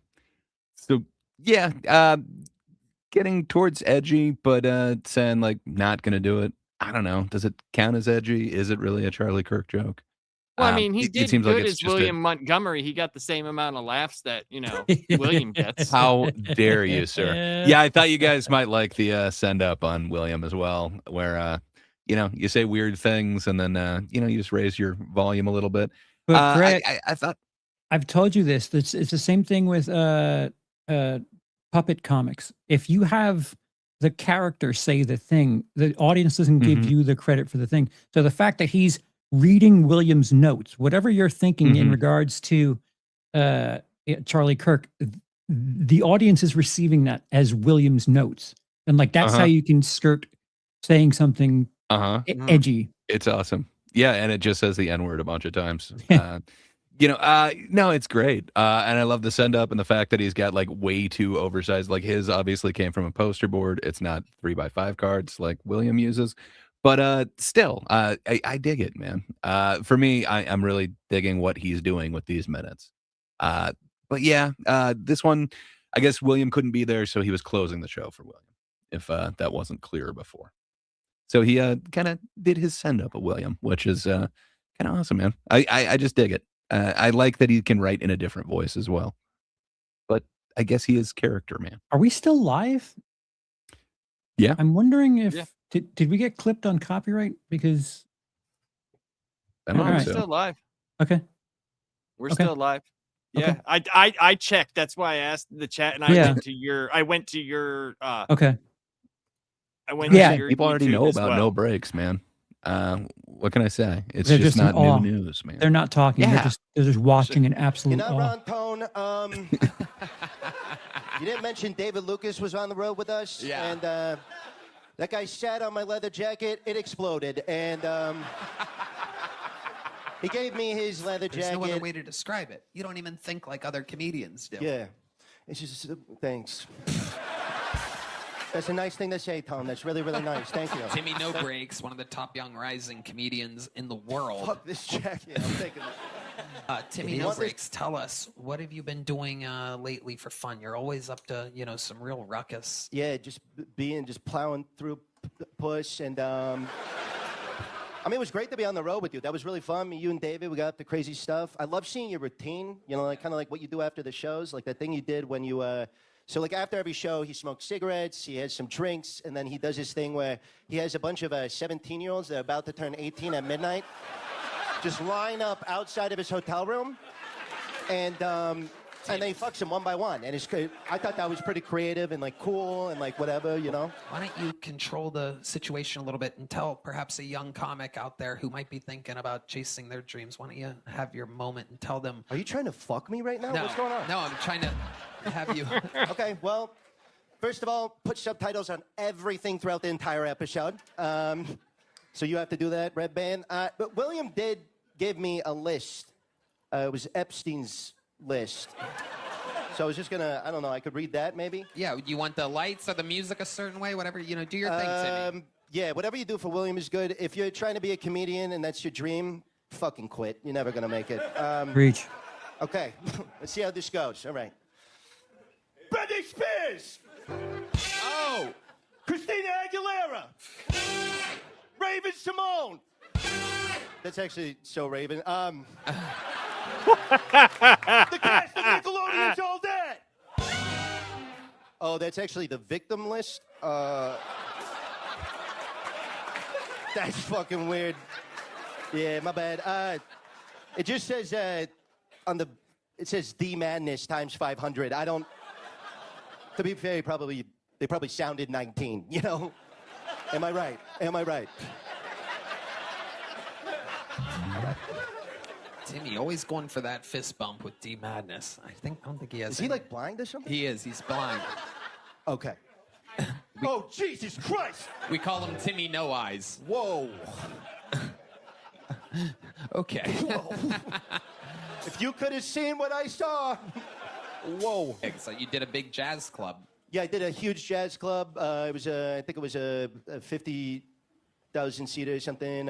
Sioux Falls. I don't know if you guys have been there. It's like South Dakota, whatever. Big show. Yeah, big line out the front. And yeah, just gave it my all. And they said it was good. I think the New York Times was there. They did an op-ed. I think Vulture.com was there. They did an op-ed. Yeah. I think Red Band's mom was there. She did a fucking op-ed on my fucking car.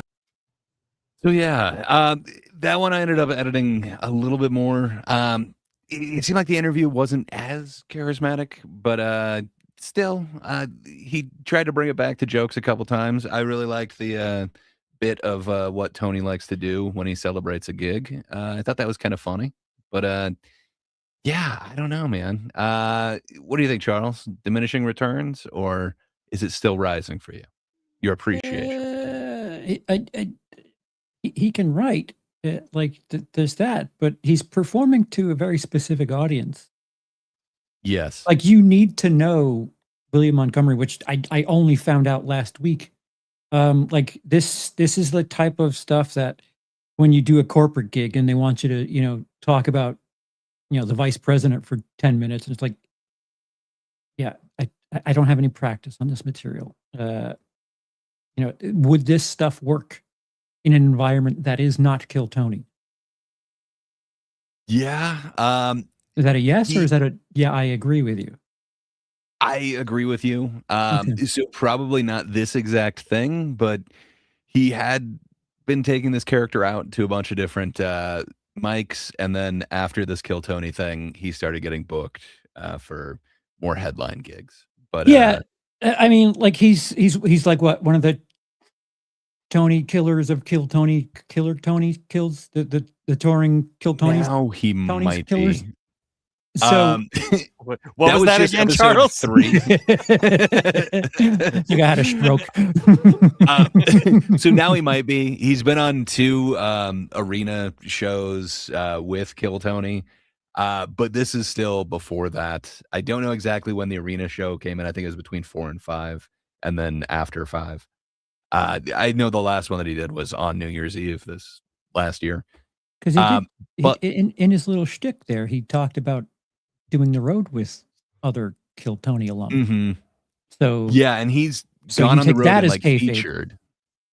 No, so he's gone and he featured for Tony and David Lucas, and so more of that was in this interview, and I kind of cut some of that out. But he just mentioned he wasn't sure exactly what he'd do, but he's killing it on the road. They didn't explain it, and he said, "I don't want to give anything away." But I think this next appearance is gonna show you kind of what he does, especially with this minute. He Is that our favorite panelist, Roseanne? Oh, no. It is. With a short and fit Polly Shore. It Is that the it's- weasel? It's the weasel. Yeah, man. The leaning tower of Cheesa himself. In Yeah, the man. army now. Is Well, it jury Snake dude. yet? The heir to the Comedy Store throne. Some would say the son-in-law. But yes, Oh, that God. heir. Well, this is appearance number 4, and it kind of gives part of what he does with his act now. But yeah, perhaps hats on hats.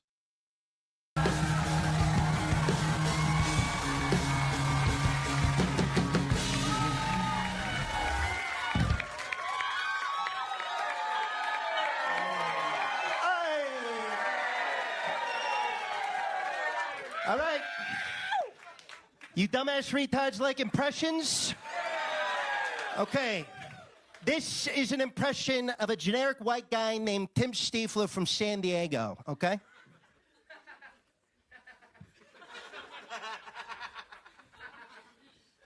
Okay, who likes charades?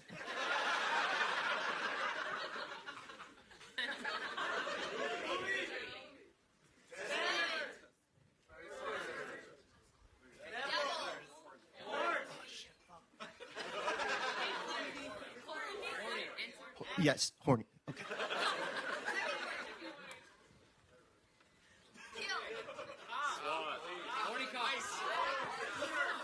Okay, there is not enough time.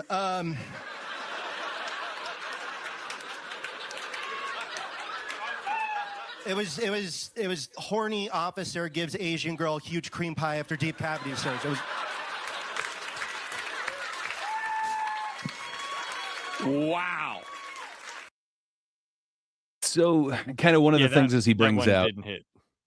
a couple different characters in his act. So part of it, he does an impression of generic white guy. Is Timmy that's- Stiefler his name? It is, in fact. If you remember that clip that I showed you at the very beginning, that was an interview with Timmy Stiefler, who was talking about, looking a little something like Timmy No Brakes. Yeah. So part of what he does is he brings in the comedy that he had as Timmy Stiefler, which it could be kind of cool. I don't know. I kind of don't hate it. It's a weird bit to make the audience act out charades and guess, all for that Great. punchline. If anyone ever gives me shit, I'm going to assign you to defend my career to them because Well, I'll have Man. to see it first, man. If you're gonna do the charades thing, maybe.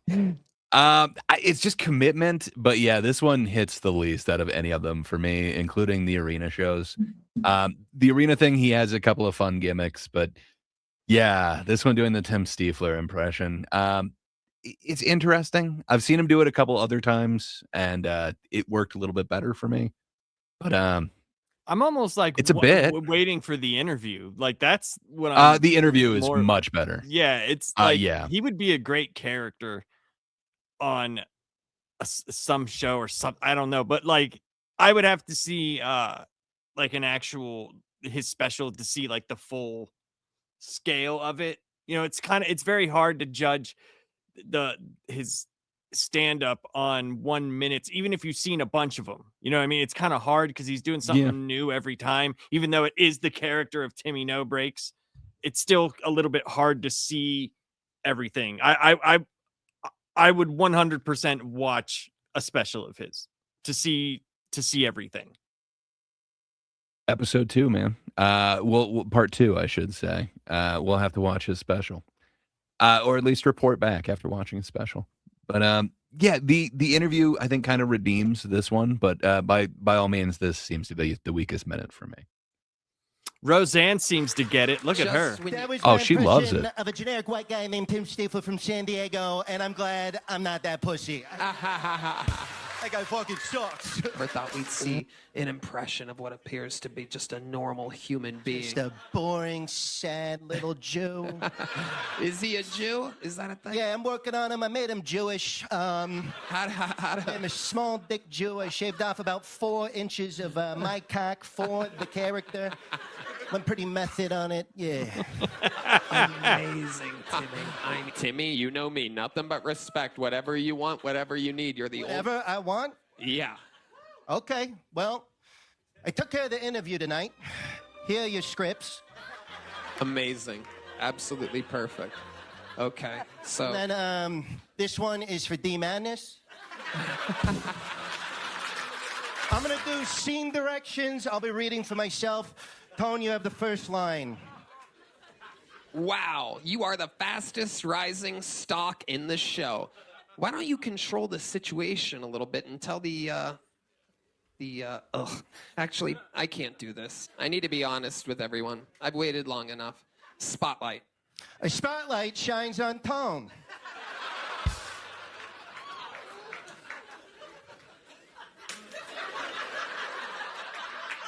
I have AIDS. So that could be one mark in your favor, though, where you're saying they had to have some production value because, they said spotlight on Tone and they couldn't do it. Yet somehow Timmy asked for spotlight. They're able to put it right on him. You might be right. There might be some behind the scenes finagling with that one. be. There just might be. It's some evidence on your side of the scale. I'm just saying that. But yeah, so far, do you hate a scripted interview, Charles? At least it's scripted in front of everybody, so you know what's going on, not just behind the scenes shenanigans. This isn't my cup of tea. I kind of figured the act out character thing wouldn't be, but maybe they can win you back. We're good on the spotlight. The lighting returns to normal as the rock monster from Fantastic Four strikes a sad tune. That's obviously you. That's an awesome roast.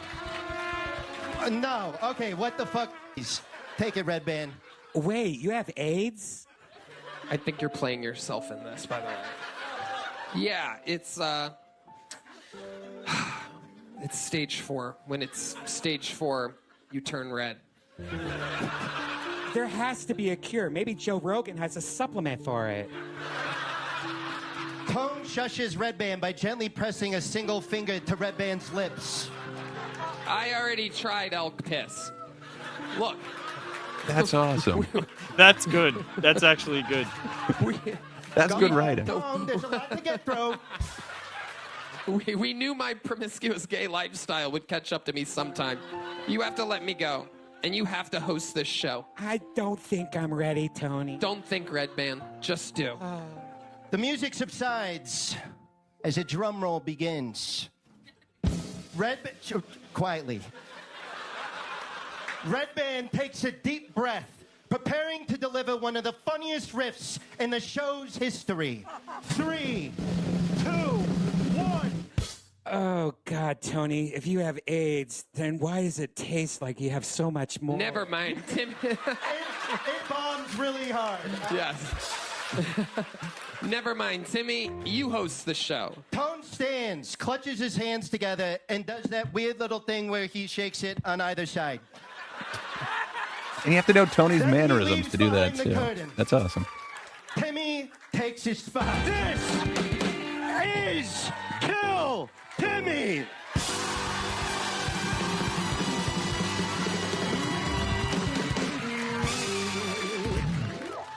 Heidi, let's get a basket of garlic bread for the table.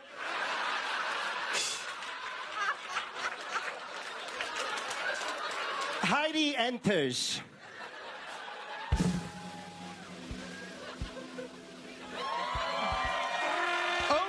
Overcome with desire, she goes down on Timmy.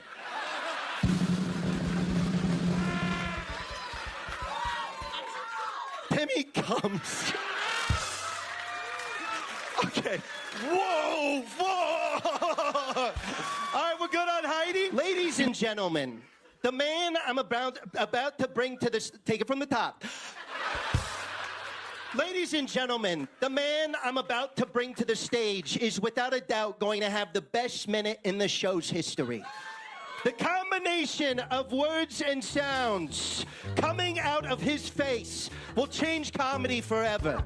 There is absolutely no way he won't live up to the hype I am building for him right now. He has only appeared on this show 741 times. He is the roaster of Rwanda, the Bermuda Butt Boy, the Napoleon of Complex. Some people are saying the next big thing. This is Tony Cliff.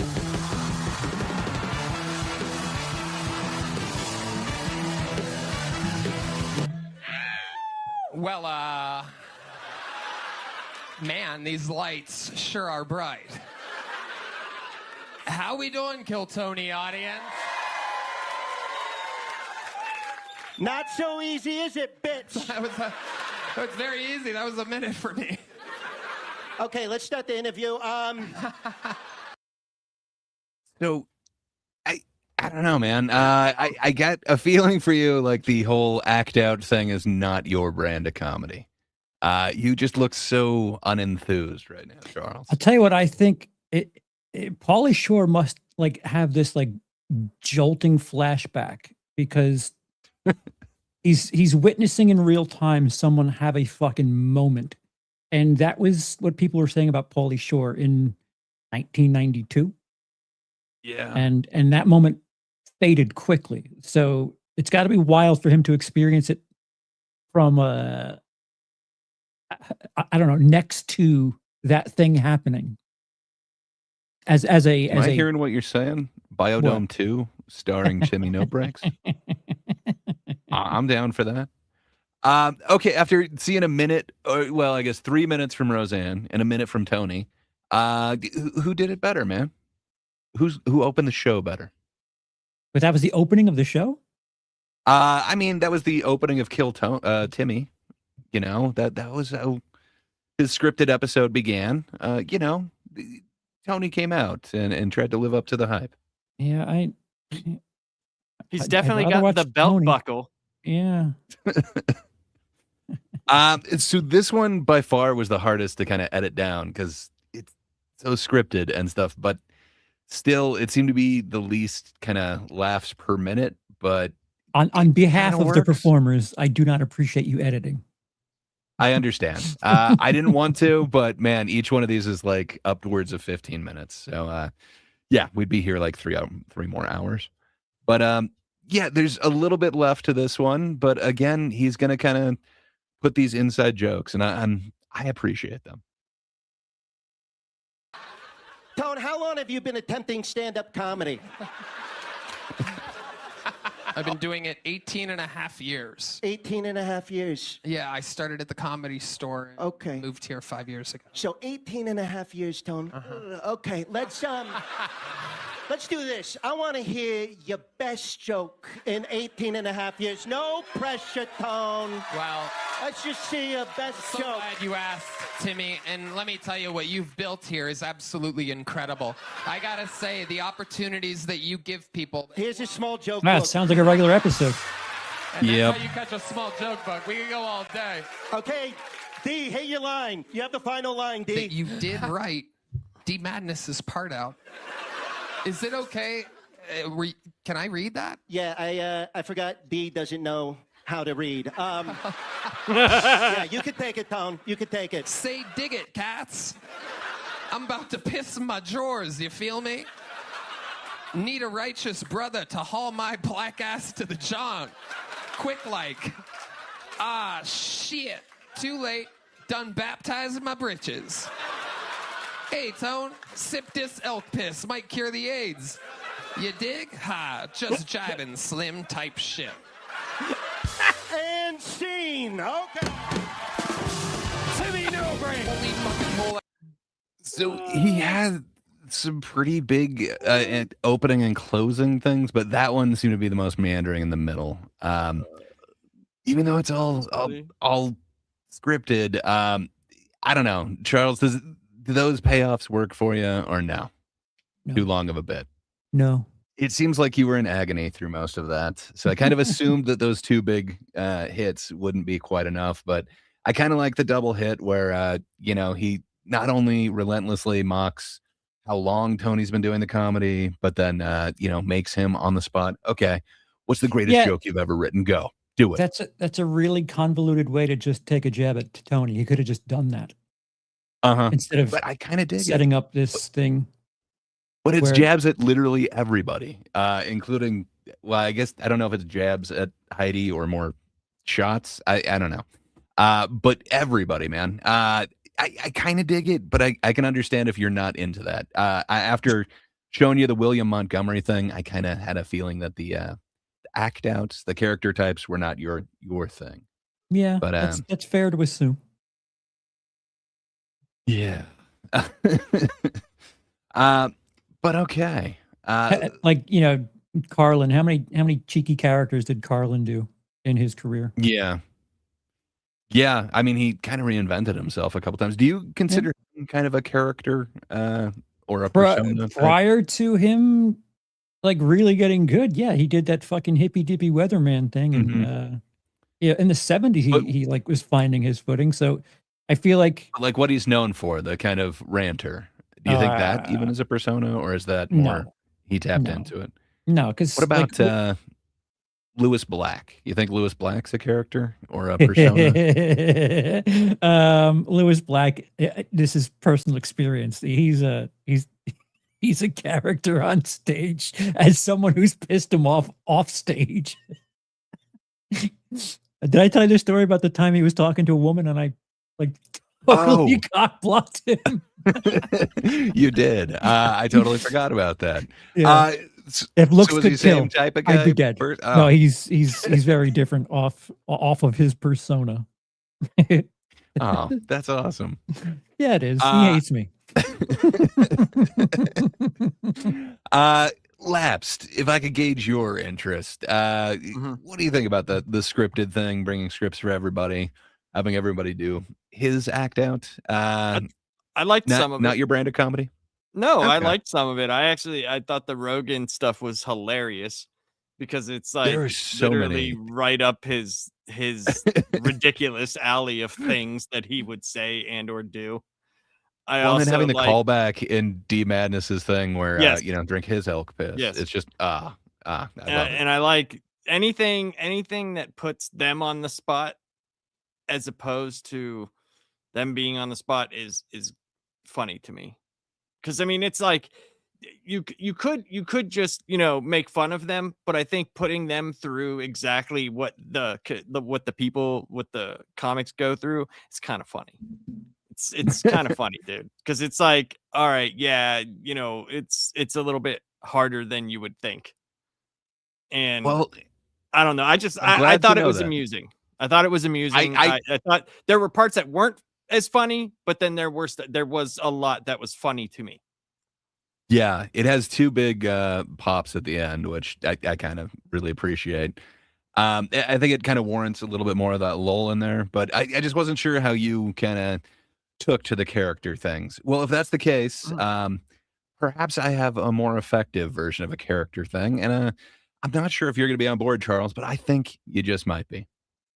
That I'm Number slightly 5. afraid of. This is the great and powerful Timmy No Brakes.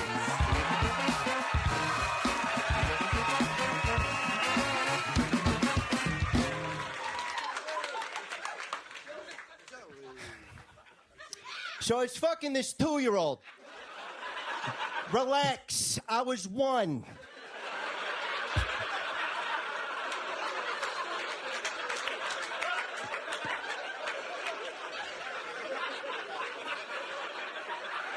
Guys, that need to get a much bigger pop, okay?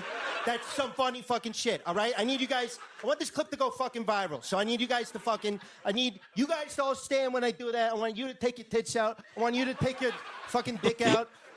Black guy, I want you to like it so much you give me an N-word pass. All right. Take it from the top. The one and the only Timmy No Brakes.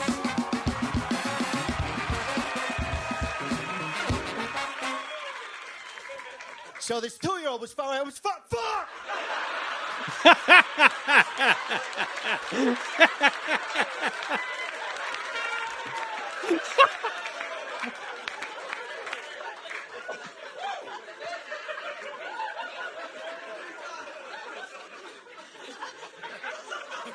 Take it from the top. Sometimes in this world, you are graced upon a presence unlike any other. Someone that is simply unlike anybody else. A man who has more power than any bucket pull in the history of the show. You're here on a special night as I present to you the old golden goose. This is Timmy No Brakes.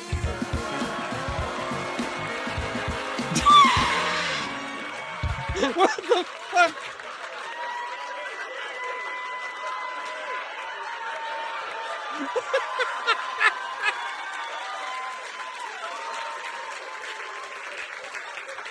So, how about that N-word pass? Come on, bitch, give me that shit. God damn. Look at this motherfucker. I'm gonna turn to my left. Yep, I'm gonna look right. Yep, here I'm looking at the panel to my left. I'm looking at the audience for a little bit, but then turning to the left. Nope, there we go. Look at this gay motherfucker. God damn. Look at this gay motherfucker. Your face looks red as shit, you Navajo-looking motherfucker. God damn. What's your name? She squats her dick. Holy fuck. God damn. Look at this black guy. Wow, this is incredible. How did you transform? We watched you come out twice as yourself, and then you came back a third time as a black man. How were you able to do this, Timmy? Your power is no bounds. Great question, Tom. And I know I'm turned, from the camera, and that's not good for a video, but that's fine. Now look, the last time I was on, I set a bar, and I was like, how do I top this bar? You know how I thought I'd do it? Blackface. That's the only way to do it, Tom. It was the only way to do it. And I said, fuck it, blackface, black body. And yeah, I did just gesture to my big black cock. That is something I did. Look at this bass player right there. He's right by. So, I don't know, man. Charles, are you on board with this type of Who thing? is the Like, person in the sunglasses that is having as good a time as I am? good question. Looks like they're wearing fake muscles. So sorry, that is Kyle Dunnigan. I thought you meant the gentleman that currently is Timmy No Brakes. No, not the. Yeah. So that's Kyle Dunnigan playing Sylvester Stallone. So he's supposed to be unamused, but I think he might echo some of your sentiment in a minute. He's in character.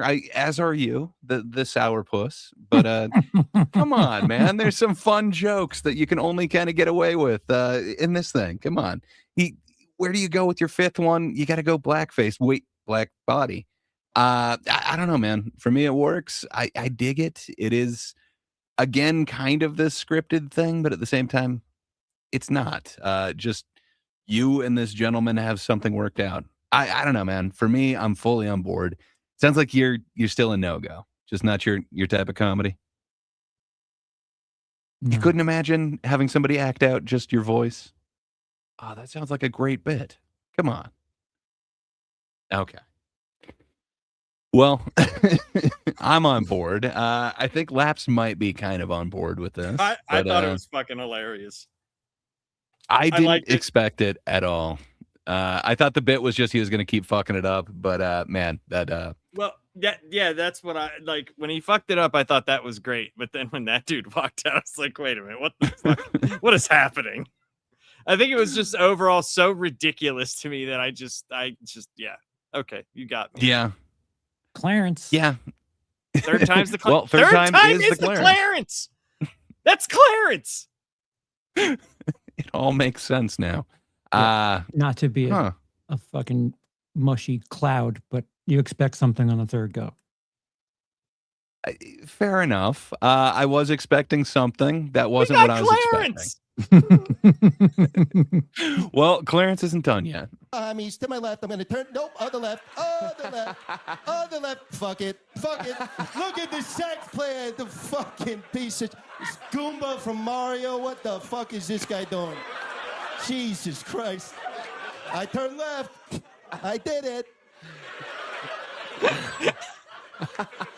Man, this is fun. Yeah, it is. Hey, he's lip syncing. I saw that. Man, you're so fucking fat, you broke the fourth wall, you piece of shit. What are you doing? Who is this guy? Something's fucked up. I don't know.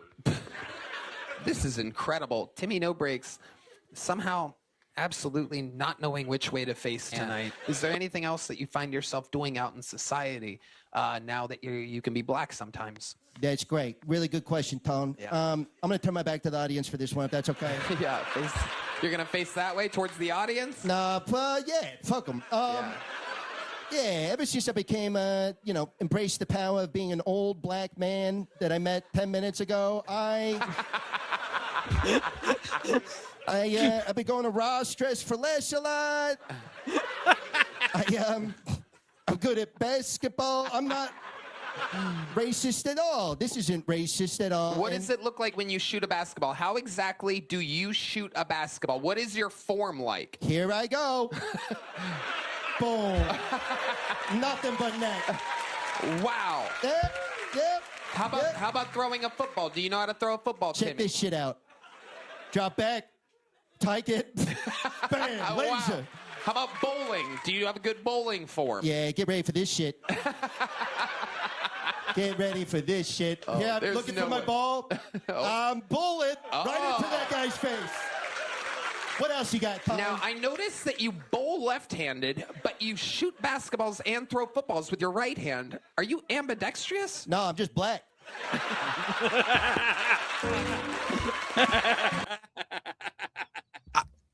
Man, I get it. It is kind of cheesy, but come on, Charles. Some of this is timing, man. I don't believe that that's a scripted out thing. Are you so cynical that you think that part is scripted? What do you mean? What do you like that seems pretty off the cusp to me. Like, wait, I saw you throw left, throw right. Are you ambidextrous? And I don't know, just the answer on there.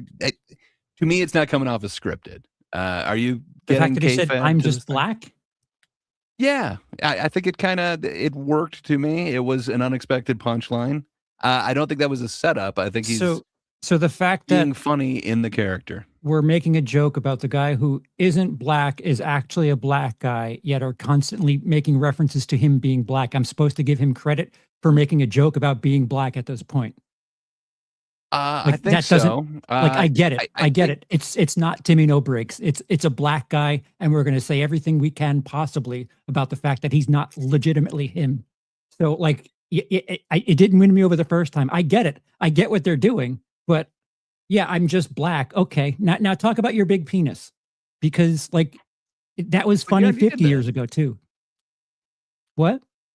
He already did that though. This is a different part of the set. Oh, This okay. is the part where he's talking about his athletic ability. And Okay. he said in the middle of it, this isn't racist. So Yeah, he's aware of so- it. That it's that whole lampshading thing. So, So when he it's talks good, about man. child support next, I'm supposed to laugh at that because I don't expect that. I mean, I think that's weird that you would go there with it. That's not where they Interesting. go with it. Okay, But interesting. so I think there's just a couple more bits to this final one, but I think this was just a few short weeks ago. I think this was like November. So what's that, like 6 weeks ago? So Oh, wow. we'll probably do a new Timmy No Brakes in the near future. But yeah, we're right at the end of this one.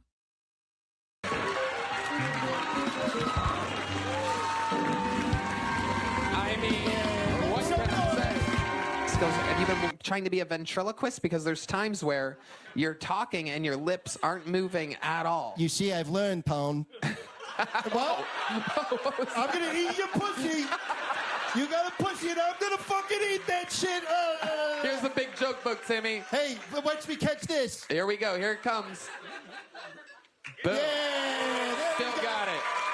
Lights out, motherfucker. See you next time. Woo! So Here I go. I'm leaving now. could have been a fun callback if he made him throw it back to the But audience. then I'm gonna go. All right, I'm walking the way I came. I'm walking out. Here I go. Later, bitch. All right, I gotta go now. I'll see you guys later. Oh, good to meet you, Tone. Good to meet you, other Tone. I love you, bitch. All right. Jesus, Timmy. Snapping up the blind bass player. And I gotta get the fuck out. I'm going. I'm out. Peace. All right, so you find no hilarity in having like a joint bit with somebody who's not necessarily playing along, but isn't well choreographed or scripted. I find Is that that the hilarious, first man. time you've experienced something like that? No, I've Okay. experienced that many a time, man. Okay. It was kind of a staple on whose line is it anyway? What was that old British show? Oh that- yeah, and- yes. Yeah. There are two versions of it. Yeah, Whose Line, and then I guess it was Whose Line in the UK too. Yeah. I'm quite familiar with it. I think it's funny, man, because you don't know, you've got no control over the other guy. It's just trying to. That's the only reason why I kept the bit at the end where he keeps saying goodbye, but the guy wants to hug everybody and dap up the drummer in the middle of the song. It's interesting. I get it, man. It's not your cup of tea. So after last week's William Montgomery thing, I was like, I don't think he's going to be on board with Timmy No Brakes. I don't think you're into, I don't know, character or persona style like comedy. Am I wrong? Or is it just the way that he's doing it? It's weird that I saw the Texas one, the first Netflix one of 2026 first, and I think I prefer that the most. The It's fucking kind of the thing where most he- produced one. Like right. on Go his figure. social Like when media. he has the spotlight going into the audience, like that, it's fucking kind of funny. Well, he's got like a documentary / like advertisement for his album, which he goes into the studio to record, which is for the performance on Kill Tony, which is the musical accompaniment that he has during his thing. It's interesting. It seems like it does have the most production put into Mhm. that one performance, but I don't know. So you're okay with that, but somehow doing black jokes just not your thing? No, like I could see enjoying that. It's just once the gimmick is shown, it's just leaned into. Like if it didn't get me the first time, I don't know if I don't know if it's hack to say I'm expecting some of that shit, but I was expecting some of that shit. Like, oh yeah, okay, yep, we're gonna like I granted, like Fair there's enough. 6 or 7 stereotype jokes you could have went to, and I brought up one that wasn't brought up, but you know, Well, and you're kind of expecting it because you did see these all back to back, all 5 performances like right next to each other, where there were weeks in between, and then you're also getting a whole bunch of, you know, kind of straightforward acts who are of various quality, and then all of a sudden you get somebody doing this thing and like doing a bit and going a little off kilter. I don't know, man. For me, I dig it a lot, but what's I'm what's your aware. kind of fair enough. I'm a fan of comedy. It appears maybe you're not. I am not. Maybe you're a joke purist. You must have uncut joke. For me, Yeah, I you like can't my step on jokes it with any of watered that down fucking with character. shit. Lapsed. Mhm. As perhaps the middle ground here. Yeah, I don't know. Do you completely disagree with Charles here? Did some of it work for you, or is it watered down? I mean, a lot of it worked for me, but I also am, you know, I grew up in New Jersey. I also like, I just find the stupidity of it and the commitment to it good because he acknowledged it. He acknowledged it. People are in on it, and I don't know. I thought it was genuinely funny. I thought there was respect a it. lot Don't get of me wrong. I respect it. It's doesn't Oh, make I'm me not saying you laugh. don't. I'm not Right. saying you don't. I'm just speaking for myself. So usually, like whenever I say something, like I'm just being honest. Like I'm only speaking for me because, like, I can't. If I was speaking for someone else, man, this world would suck. Because I don't From the understand people as much as other people do. But I liked it. I personally liked this character. I thought a lot of it was funny. A lot of it worked for me, and I don't know. Good. I think being there would be even funnier. I agree. But I agree. Think also so. there's a lot of Kill Tony that I don't like. So you know, seeing that wading through the waters of mediocrity might not be the best, but just himself, I think he's hilarious. I think Yeah, it's very funny. See, that's weird. How many people have like sucked multiple times? Because if I'm ton. kind of, what was that, Gray? A A ton? You said ton. Just they've been doing the show for like over 15 years. So yeah, man, there's a bunch of regulars that just they eventually get pulled and they just bomb every fucking time. There's a couple on the one from Monday. The return to YouTube. But yeah, there's some people who are just regular bombers. But then you also get to see some people do slight improvement over like, oh, okay. So now they've been up on the stage like 20 more times and they kind Yeah. of get it. like the trope that I've discovered or experienced recently is, oh well, you got to wait till his next appearance. It's yeah, this one you may not get this one, but wait till the next one. Where like, do people I get have no clue opportunities like what that? I have. Yes, if you, some of the people seem like they get handed the opportunities, but if you can't perform, then it seems like it instantly goes away. I can think of a few different either golden ticket winners or regulars that just kind of secretly got that kind of taken away, and it just wasn't addressed. But it's like, oh yeah, you'll never see them again. You do have to kind of perform, and that is one thing that I will give Timmy. I get it; these last two don't seem to be your cup of tea, but man, it seems to be bringing the house down. I don't know where he goes to next. So There I is will a kinda ceiling hold- for that, though. That is the one thing I will say. There is a Well, ceiling. he tried There's to get only it so much you open can do. roofed, but Son-in-law too. apparently they wouldn't open No, the yes, dome. but you know what I mean. There is a ceiling for it. At some point in time, if he's doing this, he's gonna have to start telling actual like just jokes. So I wanted Pivot. to include a whole bunch of clips from where he was on a bunch of podcasts. That's kind of what I'd like to do an episode 2 or a part 2 on Timmy No Brakes. So this isn't his first time on Kill Tony. He went as Tim Stifler one time before his first Timmy No Brakes thing. and his 1 minute didn't go great. It wasn't horrible, but he had a 17-minute interview. Why didn't you include that? Because it's 17 minutes, and you got to see it. It's going to be part 2, man. I would like to see his minute at the very least. The Stifler minute. Well, that's where we've got to go over his second thing. Where is Timmy? The last hour and a half. Last hour and 40 minutes.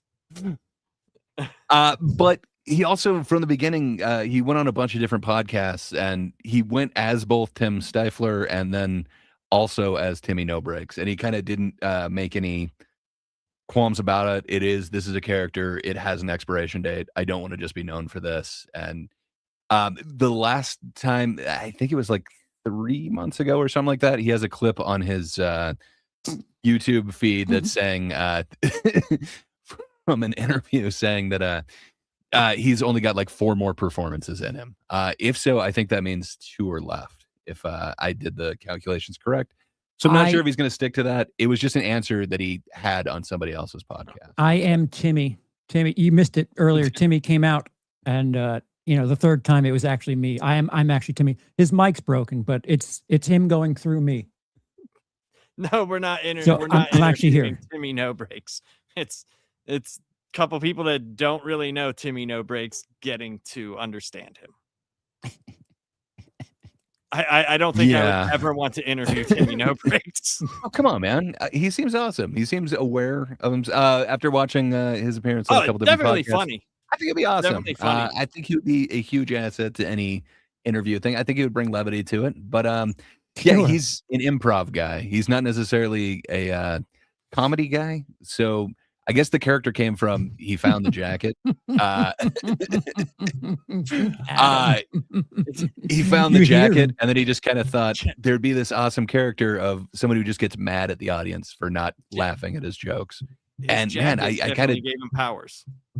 Yeah, I dig it, man. But yeah, he is fully aware that this is a character and there is a shelf life for it. And then what he's looking to do is bring another character out next time, apparently. So I'm interested to see if he can do that, if you can kind of catch that lightning in a bottle twice, or if you're going to go back to that same character and he has to just keep going back to the well. But we'll see if he sticks to that thing that was he said on a different podcast where he had like 4 more Timmy appearances left. Full points if he does the new character somewhere where he doesn't have that Kill Tony hype on it. Do that Andy Kaufman shit. Apparently he was working out the character for like at least a little while at open mics before that first Kill Tony one. Well, I would premiere this new character somewhere that isn't Kill Tony, and try to naturally get attention to that other character, and then do some Tony Clifton shit. For sure. Dude, his show's going to be like meta with like 9 holograms of himself, all these different people. It's going to be his own thing. It's going to be ridiculous at some point. But yeah, fair enough. Maybe I didn't sell you on Timmy No Brakes, Charles, but I gotta say, look out. He's a huge name here. Also on a bunch of those podcasts, he was talking about kind of going from only having like 10 minutes to having to fill like a feature set and then having to fill like a headline set. He seemed to be really honest and kind of reaching and struggling to he had 10 minutes and he needed to fill a headliner set? Well, he started getting booked for headlining sets too, and he seems to be really honest in a lot of those interviews. So I would like to do kind of a part 2 to that. It seems like he has kind of, there's similarities between his kind of meteoric uprise and Schwab's, if you will, but or Schwab's. I think I keep adding a W in there for no reason. Dude, a fucking headliner set is like quadruple and half a 10-minute set. On Christmas Eve, he released his first full special. It's on his YouTube. I don't know if we should check that out next time, or if you want to check that out on. Do you want to do part 2 to this, Gray? I don't know if you said so, but do you want to do part 2? Oh, okay. It doesn't necessarily have to be next week, but there are some follow-ups, and I think it's kind of worth seeing what his first set was on Kill Tony. to truly get there. But can you really understand him though? Can you? I You mean, can hear I'll say this for me personally, it's not. Yes, the person, no, but the character, yes. I think I'd like it. So you won me It's over, interesting, Greg. man.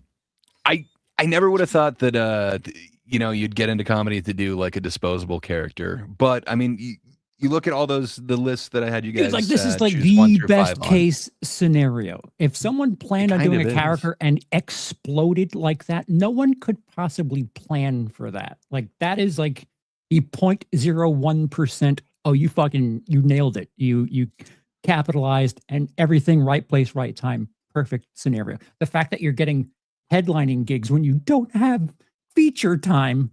Whew. But he's also writing like just the perfect comebacks too, where he's like, okay, if he asks me this, here's my like canned response. He was anticipating a lot of how these interviews go, and then he's able to kind of twist him on its ear and do kind of those roasts. Just man, I dig the effort put into this. I do want to mention, since we have people in here, whenever we go off the air, we have a new intro. So whenever it's playing, we use it as the outro. Whenever it's playing, if you could leave comments, stuff like that, that would be great. Just while there's people here. Yeah, comments. Not live chat. You know, all that stuff. Well, you can live chat it too, but also comments and tell us what you think. We've been it's for anybody who can't tell, because I've had a few Discord DMs on what exactly we were doing here. It's been asked to me a few times. And I thought it was self-explanatory with TGIT. Like maybe we're just older than everybody that, is kind of watching. Maybe I'm sure there's people that are as old as me, but yeah, that's what it is, guys. It's supposed to be like, TGIF, but for stand-up. I think young millennials and Gen Zers would think of what Disney Channel? What was their answer to TGIF? I don't know if kids remember. Like, you'd have to be in your 30s to remember TGIF, at least. And I'm not saying that about everybody, but no, yeah. There's just been some a few questions that I've gotten. Yeah, like which I appreciate though. I appreciate it. Yeah, watch Too Many Cooks. Just like, how do you not get that? Come on. They will now after this intro. Come on. They'll definitely get it. Well, I guess that pretty much wraps up Timmy No Brakes for now, but there is kind of a part 2. Timmy is safely in Timmy's he's back in Jersey. He's taken 2 months off. But we will revisit him. There will be a part 2, but probably not immediately next week. But yeah, let's I guess afterwards we'll figure out exactly what we're going to be doing next week. But hey, Lapsed, what do you have going on this week, sir? Me and Lunchbox Warren launched a new channel, Off the Shelf Comics. It's actually doing pretty well. And Nice. a lot of the stuff we're covering, so like we'll cover a massive event, but a lot of the tie-in issues we're making like shorts for, so people can follow like along with every issue, the important ones. But we'll have a show tomorrow covering DC KO number 3. And Friday, for last panel, we're going to be doing our top 10 Tim Burton movies. And I believe he's directed 15. But yeah, we're going to be closer to 20. I think I was counting. I thought I was just doing what he directed. So was So I. like, oh, okay. Maybe I got 20 maybe on my not. list right It's a now, Timmy including week. Beetlejuice. A week of Timmy's. But, Well, we're doing our yeah, top it's the 10. Timmy week. We're doing our Top top Tim. 10. We're top Tim list. So be Mhm. here Friday for that at 8:30 p.m. Eastern Standard Time. And yeah, other than that, work. So there's that. I'm exciting. Hell yeah. Well, that's awesome that you're doing that work for the rest of us. Charles, sir, What do you have going on this week? I don't know. Click that bell. Figure shit out. Health has been interesting. The missus and I might do something, playing a game and live streaming it. Yeah, that's nice, rare occurrence. But to the Willis Greedia chat, the poll that was posted, will Gray convert Charles and Laps to be Timmy No Brakes fans? I'm guessing a 0% said yes. 36% said both yes would be converted. Wrong. Oh, nice. 55% said both no will not be converted. Wrong. 9% said one yes, one no. And that is what happened. It's the faithful 9. 9%. Thank you, guys. You are correct. You had just the right amount of faith. Fair enough. I was not sure. After I heard your guys' take on William Montgomery and which parts you liked and absolutely hated, I kind of thought none of these character persona types would be your bag. So Well, I'm glad to hear we at least got half of you. I just don't think William Montgomery's funny. He's Like, hilarious, sir. well, A comic genius. I'm giving you my opinion on it. This was actually Well, funny. some have compared him to Belushi or Farley. I'm just saying. Yeah, there's Wait. What did you just say? Like, William Montgomery. It was Tony There's- Hinchcliffe. well, he's ridiculous anyway. Yeah, Kill Tony's Fair like enough. there's a little bit of an echo chamber with like the Kill Tony fandom that like turns me off a bit, where it's like, guys, it's not everything. There's other things going on in it. Everything that comes out of there isn't the greatest thing in the world. Sorry. But I gotta say thank you to those, and I'm sorry I let you down. Those 36% that said that I would convert both of you. I don't know, man. I had the power of no breaks, and yet still couldn't convert. Yeah, it seemed like you were coming around. And you're like, this could be, and then nah. I thought once he attacked crowd work, he had you. But I respect a bit. As a comedian, I appreciate just what it is that he's doing there by kind of mocking the process. The entire process, man. Yeah. I'm digging it, but they're subtle barbs. You'd have to kind of know, like the whole, Rogan recommends some supplements, and then it turns out a few sentences later to be elk piss. That's great. I absolutely love that.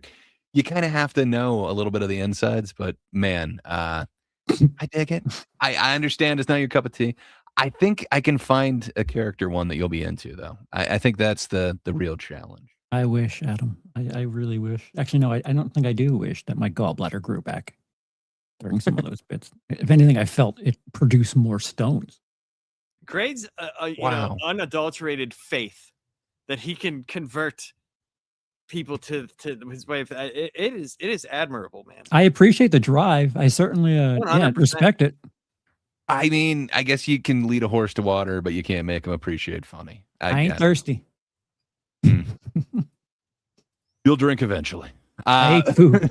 Who needs drinks when you can eat? Well, hell yeah. Lapsed. Hit that button. It's the night, a right time for laughter. We have the guys to fill a custard, even though one is a jar of mustard.